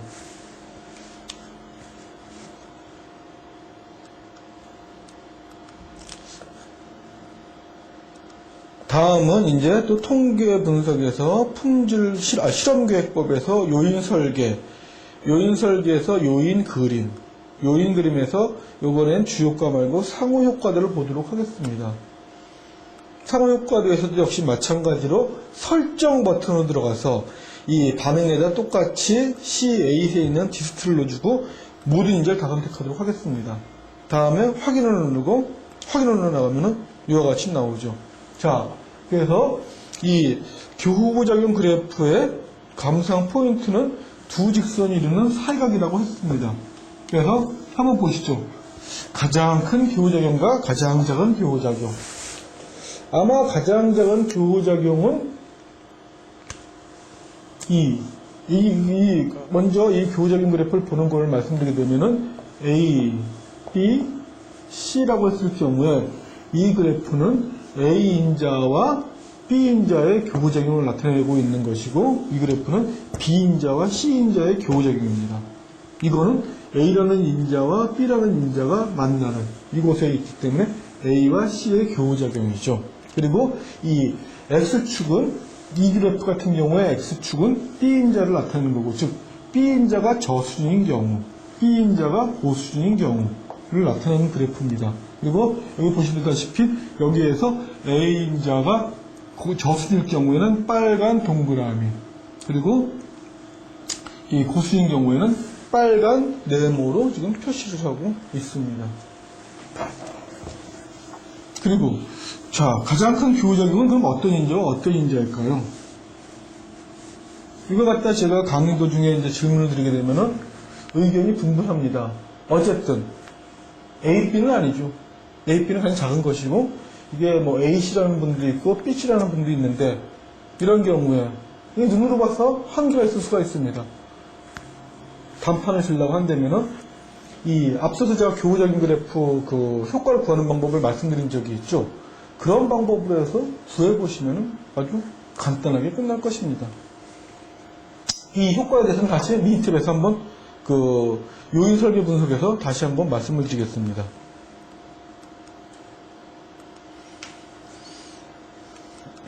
다음으로 통계 분석에서 실험계획법, 요인 설계, 요인 그림으로 다시 한번 들어가 보도록 하겠습니다. 자, 아까 주효과 봤었고요. 상호효과도 지금 봤고 나머지 남은 게 입방채도네요. 입방채도를 한번 보도록 하겠습니다. 설정, 반응은 역시 마찬가지로 디스트, 그 다음에 모든 인자를 다 선택하고 확인을 눌러보죠. 또 확인을 눌러 나오겠습니다. 그러면은 이와 같은 그래프가 생기게 됩니다. 이 입방체도에서는 어떤 특별한 정보를 안다기보다 대략적인 반응값을 예측할 경우에 사용하는 겁니다. 즉, 보시는 것처럼 이 X축은 이 A라는 인자의 축이고, 우리가 보통 얘기하는 이쪽 축은 C라는 인자를 얘기하고 있는 것이고, 그 다음에 우리가 보통 Y라고 얘기하는 이 축은 바로 이 B라는 인자, 제가 여태까지 그 B라고 보통 표기했던 이 인자를 나타내는 거죠. 그래서 이 세 개의 인자이기 때문에 세 개의 인자를 이용해서 이와 같이 입방축을 나타내는 겁니다. 따라서 보시게 되면은 이 포인트를 볼까요? 이 포인트 같은 경우에 보게 된다고 한다면은 이 포인트는요, A라는 인자는 플러스 1 수준이고, B라는 인자는 마이너스 1 수준이고, C라는 인자 역시 마이너스 1. 그러니까 A가 고수준, B가 저수준, C가 저수준이라고 한다면 대략 얼마냐? 0.9 정도의 값이 나올 거로 예측할 수 있다는 얘기죠.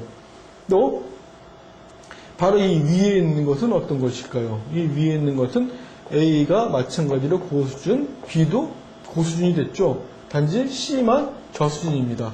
이렇게 한다면 1.50 정도가 예측된다는 얘기죠. 자, 그래서 여기서 보게 된다고 한다면은 그 인재를 세팅할 경우에 우리가 만약에 8, Y가 8이 되기를 원한다고 한다면은 어딘지 모르지만 대략 이 부분 어딘가에 우리가 원하는 값이 있을 것입니다. 나머지 이런 데서는 아무리 헤맨다 하더라도 이런 8이라는 값을 얻기가 매우 어려울 겁니다. 이와 같이 입방시도는 그 출력 특성에 대해서 대략적인 걸 갖다가 살펴볼 경우에 유용한 기법입니다.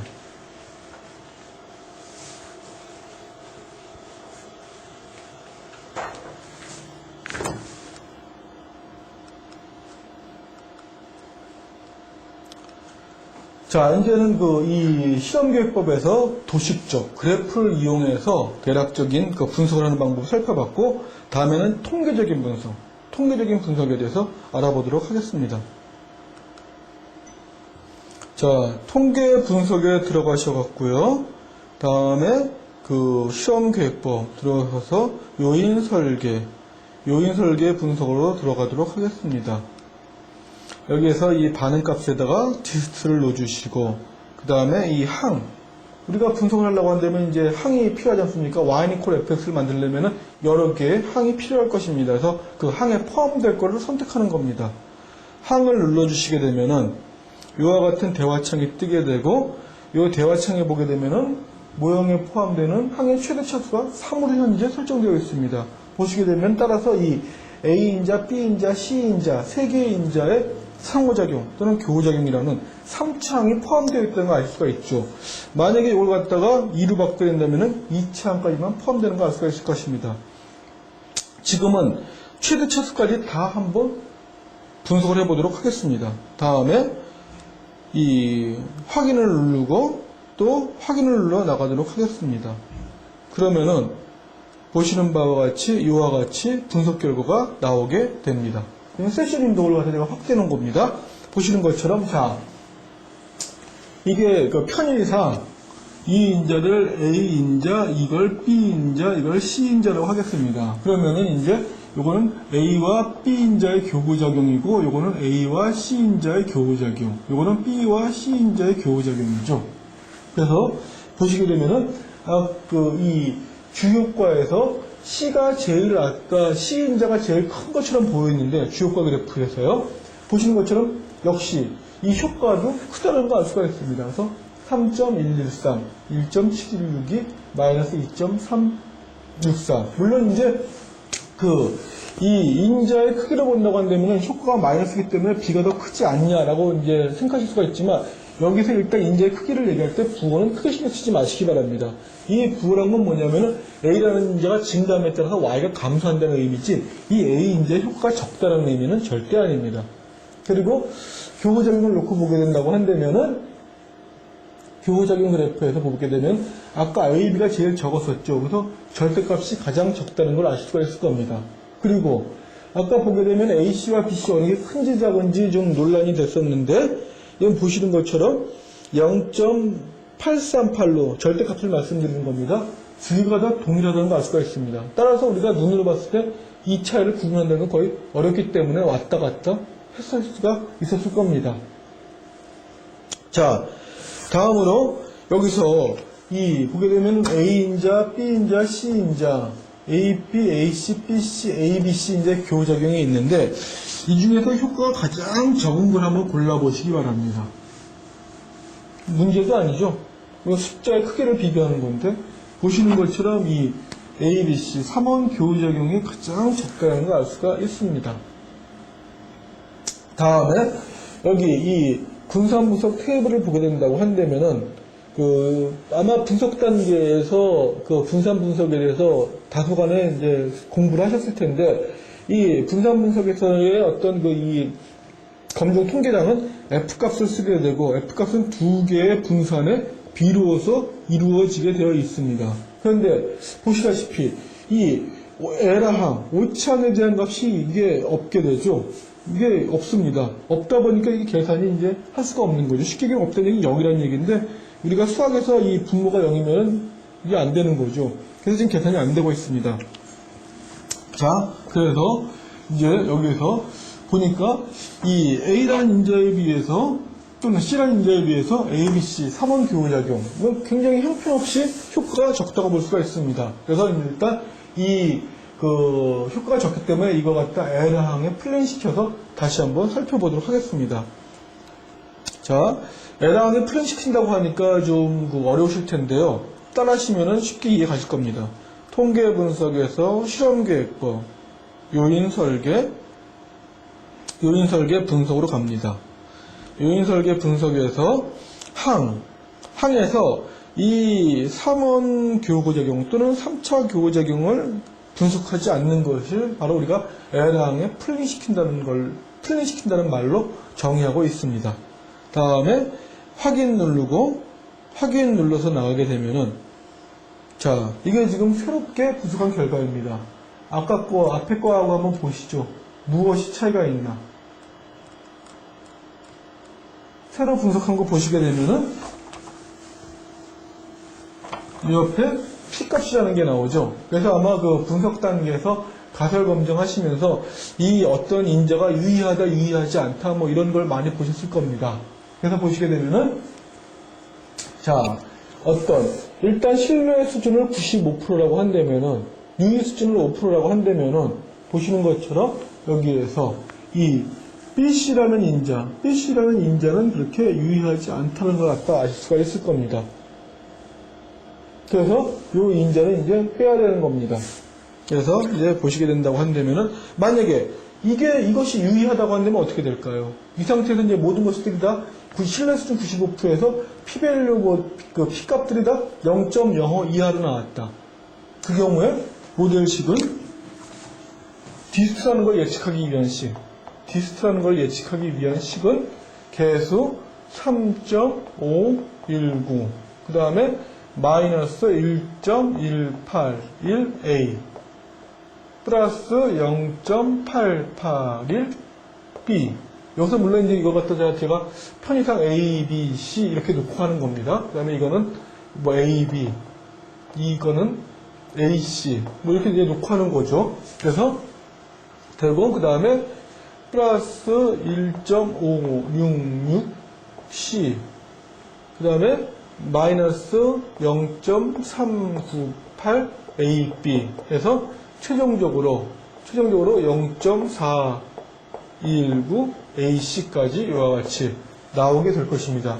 다 만약에 P값이 다 0.05 이하라면 이와 같은 우리는 예측 방정식을 생각할 수 있는 거죠. 자, 만약에 이렇다고 한다면은 여기서 A라는 인자가 마이너스 1이고 B도 마이너스 1이고 C도 마이너스 1이라면 얼마일까요? 다 여기에다가 마이너스 1들을 다 놓아주시고 계산하게 되면은 우리가 예측되는 Y라는 값을 갖다가 얼마인지 계산할 수가 있을 것입니다. 그런데 현재로 보게 된다고 한다면은 이 모델식은 완벽하지가 않습니다. 이와 같이 이제 신뢰 수준을 벗어나는 그런 인자가 있기 때문에 이 인자를 갖다 다시 이제 제거한 다음에 하는 게 정확한 모델식을 만들 수 있습니다. 바로 이런 걸 갖다가 통계에서는 키스의 원리라고 이야기를 합니다. 그래서 통계 분석에서 실험계획법, 요인설계 분석 항에서 BC가 아까 유의하지 않았었죠? BC를 뺍니다. 다음에 확인률로 나갑니다. 그럼 다시 새롭게 되죠. 그래서 보시게 되면은 요번에 역시 신뢰수준 95%에서 보게 된다면은 요 2차 교구제경들이 그다지 유의하지 않다는 걸 알 수가 있습니다. 그래서 다시 이 두 개의 텀들을 더 빼줍니다. 물론 여기서 이제 이거 러버밴드도 유의하지 않는데 빼야 되지 않나요? 하는 의문이 생기실 텐데요. 이건 일단 이 큰 값들을 빼게 되면 이거 피 값이 다시 변하게 됩니다. 원칙적으로 따진다면은 하나씩 가장 피 값이 큰 것부터 하나씩 빼나가야 되는 것입니다. 통계 분석에서 실험계획법, 요인설계 분석. 다음에 요 2차항들을 다 빼도록 하겠습니다. 다음에 확인. 이거 나오게 되면 이와 같이 나오게 되죠. 그래서 보시기 바랍니다. 보시게 되면은 바로 이제 신뢰수준 95%를 놓고 봤을 때 전부 유의한 항만, 의미 있는 항, 효과 있는 항만 있다는 걸 알 수가 있을 겁니다. 따라서 최종적으로 예측되는 방정식은 얼마냐? 디스트는 마이너스 1.1 아니죠. 먼저 상수항이 나와야 됩니다. 그래서 개수가 3.519이고 그 다음에 마이너스 1.181a 플러스 0.881b 플러스 1.556이죠? 6c 이렇게 우리가 할 수가 있습니다. 자, 이제 이 예측 방정식을 이용하는 방법에 대해서 이제 한번 문제를 드려보겠습니다. 만약에 A도 제로요, B도 제로요, C도 제로라고 한다면은 얼마가 예측되십니까? 바로 나오셔야 됩니다. 바로 칠판에 답이 있으니까요. 3.519겠죠.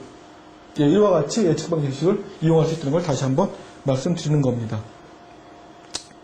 자, 이제 이렇게 이걸 통해서 우리가 완전 요인 배치법에 대해서 모델식을 만드는 것과 도식적으로 이제 그래프를 분석하는 방법, 그리고 이제 만들어진 회계 모형식, 다중회계라고 하는데 회계 모형식을 이용해서 예측값까지 하는 걸 살펴보았습니다.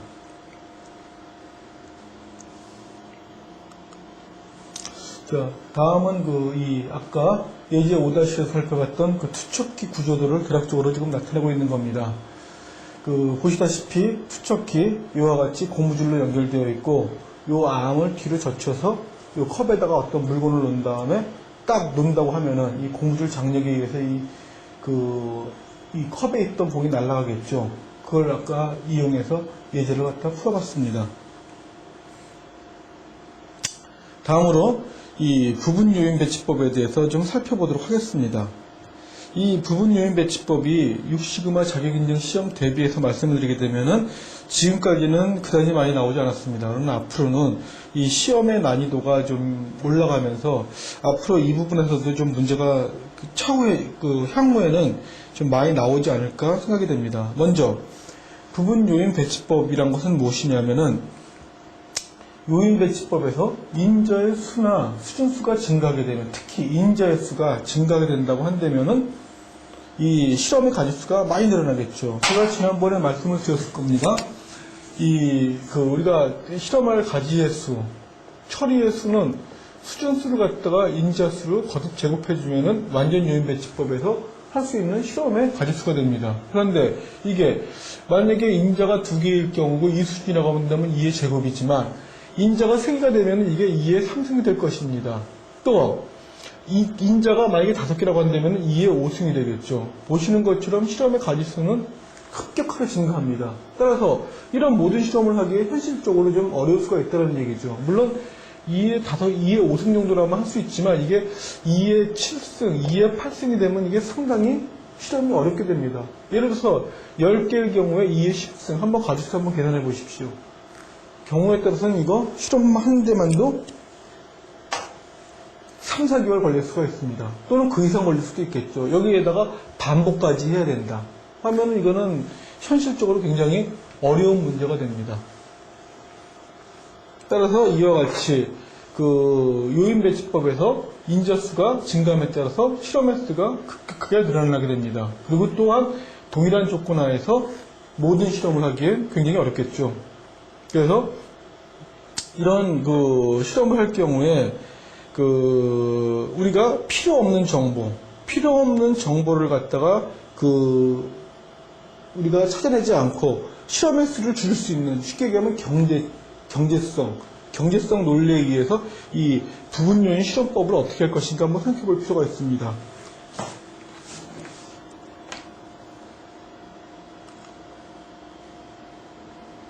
자, 먼저 이 부분 요인 실험이라는 게 어떻게 그럼 실험 수를 줄 수 있는 건지 원리에 대해서 잠깐 말씀을 드리게 되면은, 자, 만약에 A, B, C 세 개의 인자 갖고 실험을 한다고 하면은, 그리고 Y라는 게 어떤 하나가 있다고 하면은, 우리는 그 이와 같이 8가지의 실험으로서 모든 걸 할 수가 있을 것입니다. 자, 근데 여기에서 앞서도 보시기 일반적으로 보게 되면은 기계나 전자 쪽에서는 이 주효과가 가장 크고, 교후작용 같은 경우에는 2차 교후작용 같은 경우에는 주효과보다 훨씬 작게 됩니다. 그리고 또한 이 2차 교후작용, 2원 상호작용 이런 것들에 비해서 3차 교후작용은 또 그거에 비해서 상당히 작게 됩니다. 이게 일반적인 법칙입니다. 그런데 이게 물론 기계나 전자 쪽에서는 그렇지만 화학 분야 이런 데서는 약간 좀 얘기가 달라지는 겁니다. 그런데 어쨌든 자, 여기에서 만약에 우리가 3원 교후작용의 효과를 갖다가 저게 가장 작은 걸로 알려져 있으니까 저걸 무시하겠다. 그래서 이 3원 교후작용 정보를 우리가 손실시키겠다. 대신에 실험 가지수를 한번 줄일 수 있는 방법을 생각해보자. 이런 생각을 해볼 수 있지 않습니까? 자, 그럴 경우에 살펴보게 되면은 우리가 이제 효과를 파악하기 위해서는 고수준과 저수준에 대한 실험이 필요한데, 여기에서 3원 교후작용에 대한 정보를 파악할 필요가 없다고 한다면 굳이 저수준과 고수준에 대해서 다 실험할 필요는 없다는 얘기죠. 그래서 여기에서 보시는 것처럼 이 초록색으로 나타난 부분, 이 부분만 한번 보시기 바랍니다. 어떤 특징이 있죠. 어떤 특징이 있냐? 3원 교후작용의 부호가 모두 플러스라는 걸 알 수가 있습니다. 즉, 이런 실험만 하게 되면 우리는 3원 교후작용에 대한 정보는 얻을 수가 없을 것입니다. 자, 그래서 요 파란색으로 되어 있는 것만 제가 띄워낸 게 요 하단부에 있는 것입니다. 이 하단부를 한번 통해서 한번 볼까요? 이렇게 했을 경우에 한번 보게 되면 A라는 인자의 효과를 구할 수 있을까요? 없을까요? 효과가 무엇이냐? 계속 누차 강조드리지만 고수준의 평균에서 저수준의 평균을 뺀 것을 의미하거든요. 그럴 경우에 요 4가지 실험만 했다 하더라도 얼마든지 A인자 효과를 파악할 수가 있을 것입니다. 어떻게 파악하느냐 하면은, 자, A라는 인자가 고수준일 경우를 보게 된다고 한다면은 0.9와 4.5라는 값이 있죠. 이거의 평균값이라고 말씀을 드렸습니다. 그래서 이걸 계산해 보게 되면은 2.725가 나오고, A가 저수준인 경우에 보게 되면은 3.35와 5.15의 평균 4.25가 나온다고 알 수가 있습니다. 그래서 A라는 인자의 효과는 고수준의 평균에서 저수준의 평균을 뺀 거기 때문에 이 2.725에서 4.25를 빼주게 되면은 마이너스 1.525가 된다는 걸 알 수가 있을 것입니다. 자, 요번에 이제 제가 교후작용 효과 구하는 거 말씀드렸지 않습니까? 한번 BC라는 인자의 교후작용을 한번 구해보도록 하시죠. 그러면은 BC라는 인자의 교후작용은 요 두 개의 값을 곱한 것에 부호가 되기 때문에 여기에 플러스가 될 것이고, 여기에 마이너스, 플러스가 될 것입니다. 그래서 역시 0.9와 4.5를 이용해서 고수준의 값을 알 수가 있을 것이고, 3.35와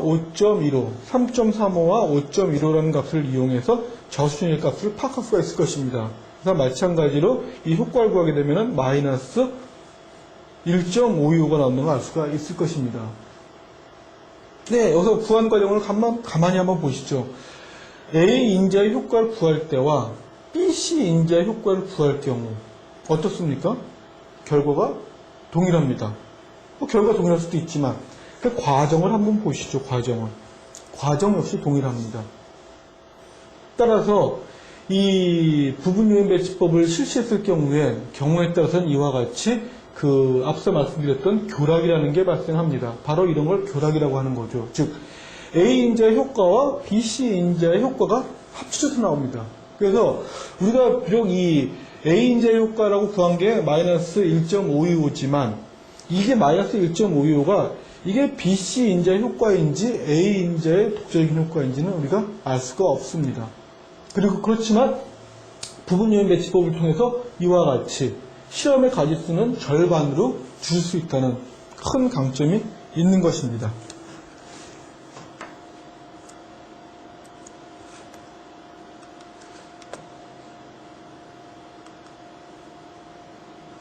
그리고 이 부분요인 배치법을 표기할 때는 보통 이런 식으로 많이 표시를 해주게 됩니다. 그래서 여기 각각이 나오는 각각의 의미를 한번 보게 된다고 한다면은 이 K는 우리가 그 검토하고자 하는 검토 대상이 되는 인자의 수가 될 것이고 그 다음에 요 P자로 써 있는 것은 교우 효과열에 할당하는 인자의 수를 의미합니다. 그래서 요 2의 K-P 요게 바로 이제 그 처리의 수가 되는 거겠죠. 그리고 요 R이라는 것은 분석도 또는 해상도라고 하는 그런 의미가 됩니다. 자, 아까 여기에서 이 P라는 게 교우작용에 할당되는 열의 수라고 했는데 한번 이제 살펴보도록 하죠. 만약에 우리가 5개의 인자 A, B, C 이외에 D와 E라는 인자까지 있다고 한번 가정을 해보겠습니다. 그럴 경우에 만약에 실험을 할 수 있는 게 8가지밖에 없다. 현실적으로 8번밖에 실험할 수 없다라고 한다면 어떻게 될까요? 이 A라는 인자, B라는 인자, C라는 인자를 이용해서 하게 되면은 이와 같은 실험 배치가 가능할 것이고 다음에 A, B 인자와 B, C 인자 여기 A, B 인자, A, C 인자, B, C 인자, A, B, C 3원 교우작용이 있는데 이 인자 D라든가 E는 어디다 배치해야 되느냐? 바로 이런 교우작용 열에다가 우리가 할당할 수밖에 없게 될 것입니다. 그래야지 이게 우리가 수학적으로 분석이 가능하다는 거죠. 바로 이렇기 때문에 이와 같이 2개를 갖다가 교우작용 열에 할당했기 때문에 이런 경우에 2에 5개의 인자를 검토하는데 교우작용에 2개만 할당했다. 그래서 이거는 2의 상승이 될 것이고 총 8가지의 실험수가 나온다는 의미입니다.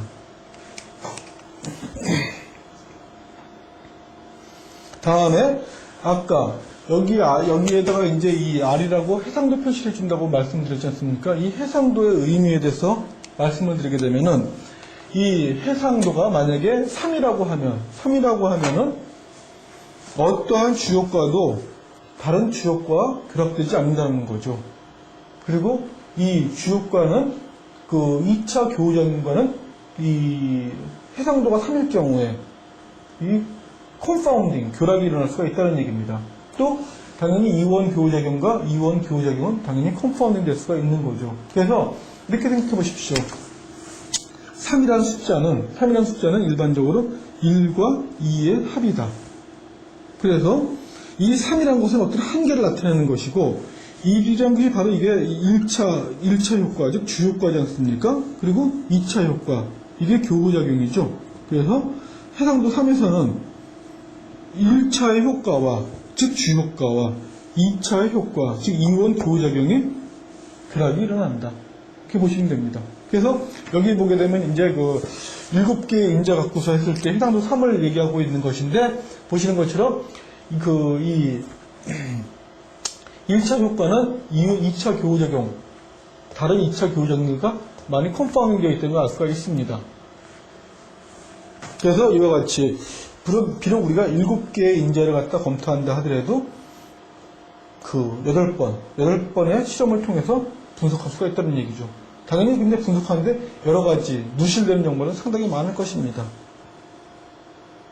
다음으로 해상도 4인 경우를 한번 본다고 한다면은 이해를 돕기 위해서 말씀드리는 겁니다.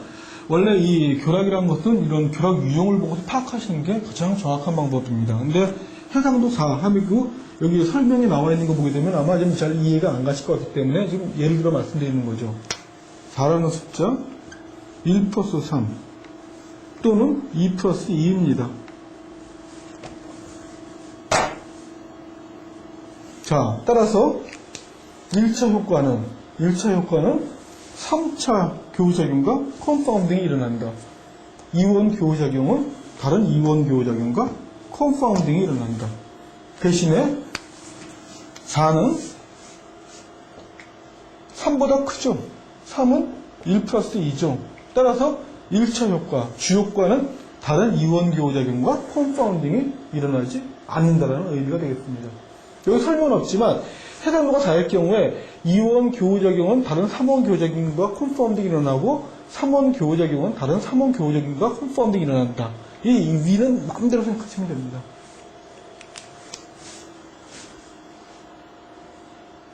다음에 해상도 5 마찬가지로 생각하시기 바랍니다. 1 플러스 4 2 플러스 3 이렇게 되겠죠? 그래서 보시는 것처럼 주효과는 1차 효과는 4차 교우작용, 4원 교우작용과 컴파운딩이 되고 2원 교우작용은 3원 교우작용과 컴파운딩이 일어나죠. 대신에 2원 교우작용과 2원 교우작용, 2차 상호작용과 2차 상호작용 합쳐봤자 400개 안 되지 않습니까? 그건 일어나지 않는다는 이야기입니다. 대신 2원 교우작용은 3원 교우작용과 컴파운딩이 일어나고 주효과는 4차 교우작용과 컴파운딩이 일어날 수 있다는 것입니다. 다음은 이제 이 부분 요인 배치법에 대한 예제를 하나 살펴보도록 하겠습니다. 그래서 예제 5-2입니다. 먼저 예제에 대해서 말씀을 드리게 되면은 어떤 Y가 어떤 수명인데 이 프로세스 공정상에서 우리가 측정 단계에서 찾아봤더니 또는 분석 단계에서 찾아봤더니 5개가 굉장히 이제 이 Y 수명에 영향을 미치는 인자로 나왔다는 거죠. 그것들은 바로 이와 같이 나와 있습니다. 그래서 지금부터 예제 5-2를 통해서 한번 또 분석을 해보도록 하겠습니다. 그래서 파일에서요 워크시트 열기로 들어가셔갖고 마찬가지로 예제 5-2 파일을 한번 열어봐 주시기 바랍니다.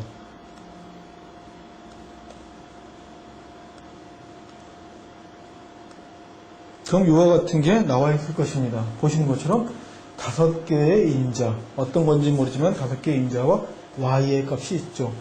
5개의 인자에 대해서는 앞서서 예제에서 설명을 했기 때문에 그 내용을 참조하시기 바랍니다. 다음에 통계 분석에서 실험 계획법, 요인 설계로 들어갑니다. 이 요인 설계 생성은 아까 한번 살펴보았기 때문에 이번에는 이 요인 그림하고 요인 설계 분석 이 부분만 살펴보도록 하겠습니다. 요인 그림에 들어가게 되면은 이와 같이 주효과가 나옵니다. 그래서 설정 버튼을 눌러주게 되면은 이렇게 나오게 되고 그 다음에 요 반응에다가 요 C10에 있는 라이프를 넣어주시고 역시 마찬가지로 5개의 인자를 선택하여 주시기 바랍니다. 다음에 확인을 누르게 되고 확인을 눌러 나가면은 어떤 인자가 중요하고 중요하지 않은지 대략적으로 파악이 가능하죠. 보시게 되면은 이 그래프 감상법 기울기다. 그래서 B 인자가 굉장히 가장 크다. 그리고 A, B, D 인자가 영향을 미칠 것이고 C 인자하고 E 인자는 그다지 영향이 크지 않을 것이다라는 걸 예측할 수가 있습니다.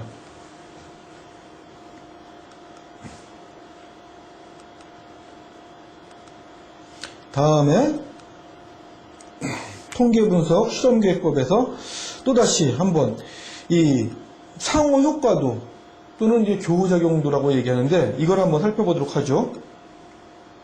라이프 넣고 다 이제 선택합니다. 확인 누르시고 확인 누르시고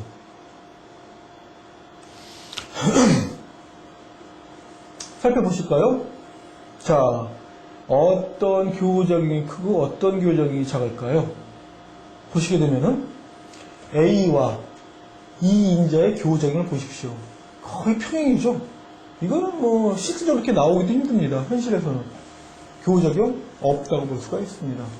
반면에 자 A하고 D, A하고 B하고 D, 또 A하고 B 이런 것들은 상당히 강하다고 얘기할 수가 있습니다.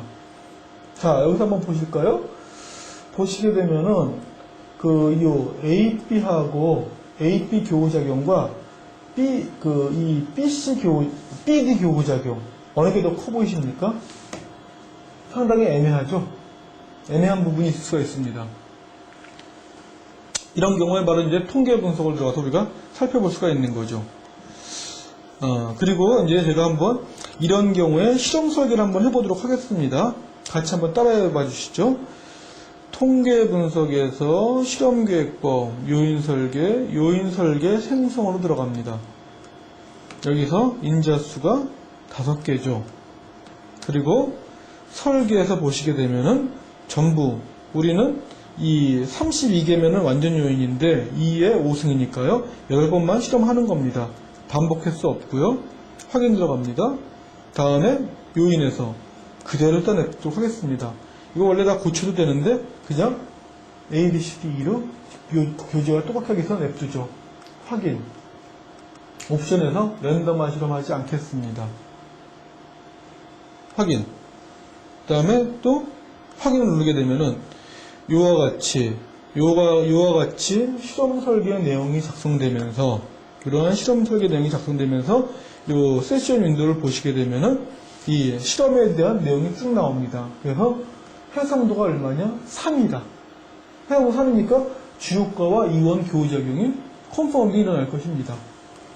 그리고 이 교락구조가 나와 있어서 주요가는 이원 교우작용과 컨파운딩이 되며 이원 교우작용은 다른 이원 교우작용과 컨파운딩이 일어난다. 또한 여기 보시게 되면은 BD라는 인자의 교우작용과 C라는 인자의 교우작용이 역시 또 컨파운딩이 일어나는 걸 알 수가 있는 거죠. 그래서 이와 같이 이 별칭 구조 또는 별명 구조라고 얘기하는데 이런 걸 통해서 우리가 이제 다 교락 상태를 갖다가 파악할 수가 있습니다. 실험계획법, 요인설계, 다음에 이제 요인 그림은 다 봤기 때문에 요인설계 분석으로 들어가 봅니다. 반응값에 라이프를 넣어주시고요. C10에 있는 거죠. 그 다음에 항해 보시게 되면은 이와 같이 차수가 있습니다. 근데 이 차수는 5차까지 있지만 실질적으로 보게 된다고 한다면은 교우작용들이 이원 교우작용 이외에는 별로 의미가 없습니다. 왜냐하면 아까 교락구조에 대해서 말씀을 드렸었죠. 그렇기 때문에 그렇습니다. 그래서 확인을 하고 확인을 눌러갑니다. 그래서 보시면은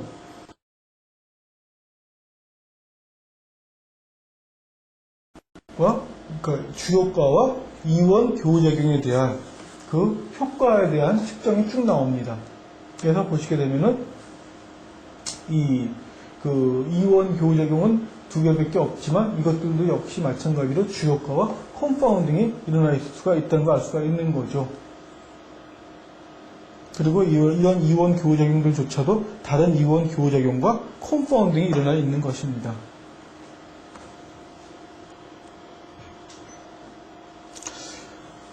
자, 여기서 보시게 되면은 이 BC라는 인자와 B라는 인자의 교우작용 이게 그다지 크지가 않죠. 그리고 지금 실험을 갖다가 많이 안 했기 때문에 우리는 이 어떤 인자가 유효한지 유효하지 않은지는 통계적으로 검증할 수가 없습니다. 이런 경우에 이제 방법 중에 하나가 반복을 하는 것인데 현재는 반복이 안 되어 있기 때문에 더 파악할 수가 없습니다. 자, 여기에서 만약에 이 유의하지 않은 이원 교우작용들을 다 에러항에 한번 플랜시켜 보겠습니다. 통계 분석에서 실험계획법, 요인설계 분석. 어떤 인자가 중요한지 알기 위해서 바로 이와 같이 이제 1차 것만 한번 파악을 한번 해보도록 하죠. 보시게 되면은 역시 C인자와 E인자가 P값이 상당히 크게 나오죠. 그래서 유의하지 않다는 걸 알 수가 있습니다. 이와 같이 해서 우리가 이제 주요한 인재를 선별할 수 있는데, 이런 목적으로 하는 걸 갖다가 우리가 스크리닝 DOE라고 이야기를 합니다.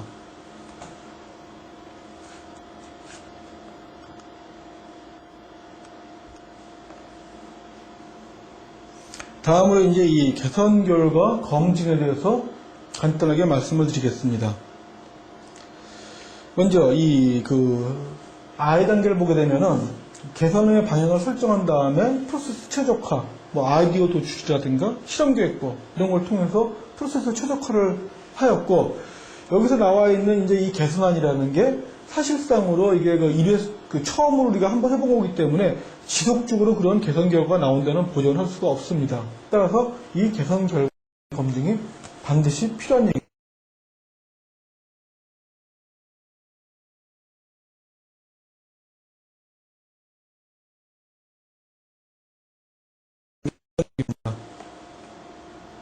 그래서 이 파일럿 테스트 같은 경우에는 이 개선을 갖다가 바로 적용하기 전에, 이렇게 바로 적용한다는 건 어떤 많은 위험이 따르는 것이기 때문에 사전 검증을 통해서 위험을 최소화하고자 하는 게 하나의 목적이며, 또한 현재 개선안이 우리가 보기에는 상당히 효과적인 거지만 보완할 사항이 있을 겁니다. 따라서 그런 개선안을 갖다가 이제 보완하기 위해서 바로 이 파일럿 테스트를 실시합니다.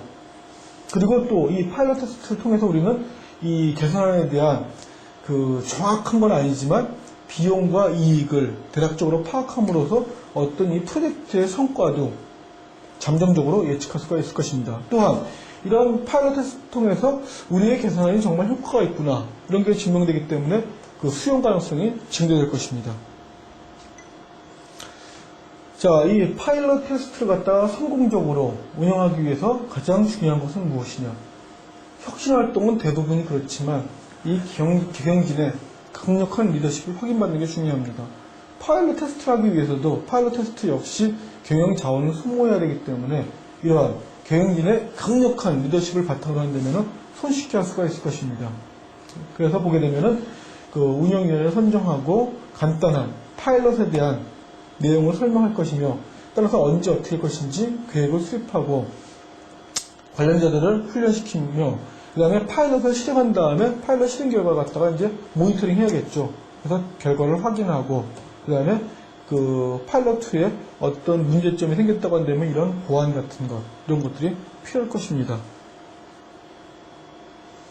다음으로 이제 여러 가지 대안들 중에서 최저간을 뽑는 기준 중에 하나가 이 머스트 원트 매트릭스입니다. 그래서 이 머스트 항목은 반드시 있어야 될 항목이겠죠. 그리고 이제 원트 항목은 우리가 그게 있으면 우리한테 좋겠다, 이런 겁니다. 그래서 보게 되면은 우리가 어떤 기준을 놓고 봤을 경우에 여러 가지 구매하고자 하는 모델이 4가지가 있는데, 먼저 반드시 있어야 할 기능, 카메라 기능이라든가 어떤 mp3 기능, 이런 게 없다 라고 한다면 그런 모델은 우리가 살 이유가 없을 겁니다. 그리고 그런 것들이 반드시 있는 항목들이 다 갖춰진 상태에서 나머지 우리가 있었으면 좋겠다 하는 것, 그런 기준들을 통해서 이와 같이 평가를 해보게 된다고 한다면 하나의 안을 선정할 수가 있을 것입니다. 그리고 이 퓨어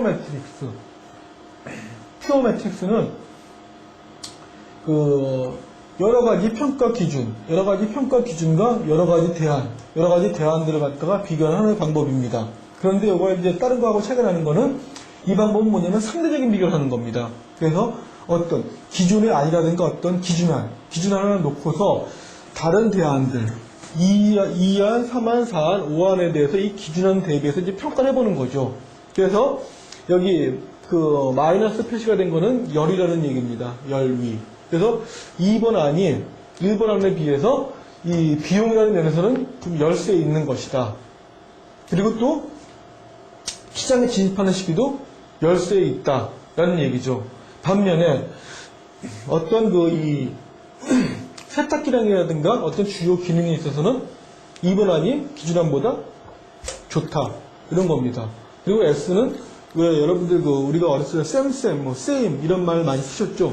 그 same의 두 문자를 따온 거라고 보시면 됩니다. 그래서 두 개의 안이 차이가 나지 않을 경우에 이와 같이 S 표시를 해주게 됩니다. 그래서 이 1안과 2안을 쭉 비교해 보게 된다면은 단점은 5개고 장점은 3개고 동등한 건 2개 수준이다. 종합평가해 보게 된다면은 마이너스 2가 되겠죠. 그래서 나머지 안들도 마찬가지로 이 데이텀과 다 비교를 하는 겁니다. 그래서 이와 같이 하나의 안이 나오죠. 다음에 요 옆에도 비슷한 게 있는데 뭐냐면 여기서 보게 된다고 한다면은 어떤 안이 선정될 것이냐 하면은 이 5번째 안이 선정이 될 것입니다. 이 5번째 안에 대해서 5번째 안을 갖다 데이텀으로 놓고서 다시 한번 이제 가깝게 안들과 비교를 한번 해보는 거죠. 그래서 보게 된다면 역시 5번째 안이 확실히 낫다는 걸 알 수가 있을 겁니다. 퓨어 매트릭스는 이와 같이 어떤 안을 선정할 때만 사용하는 것이 아니라 한번 이 5번 안을 보실까요?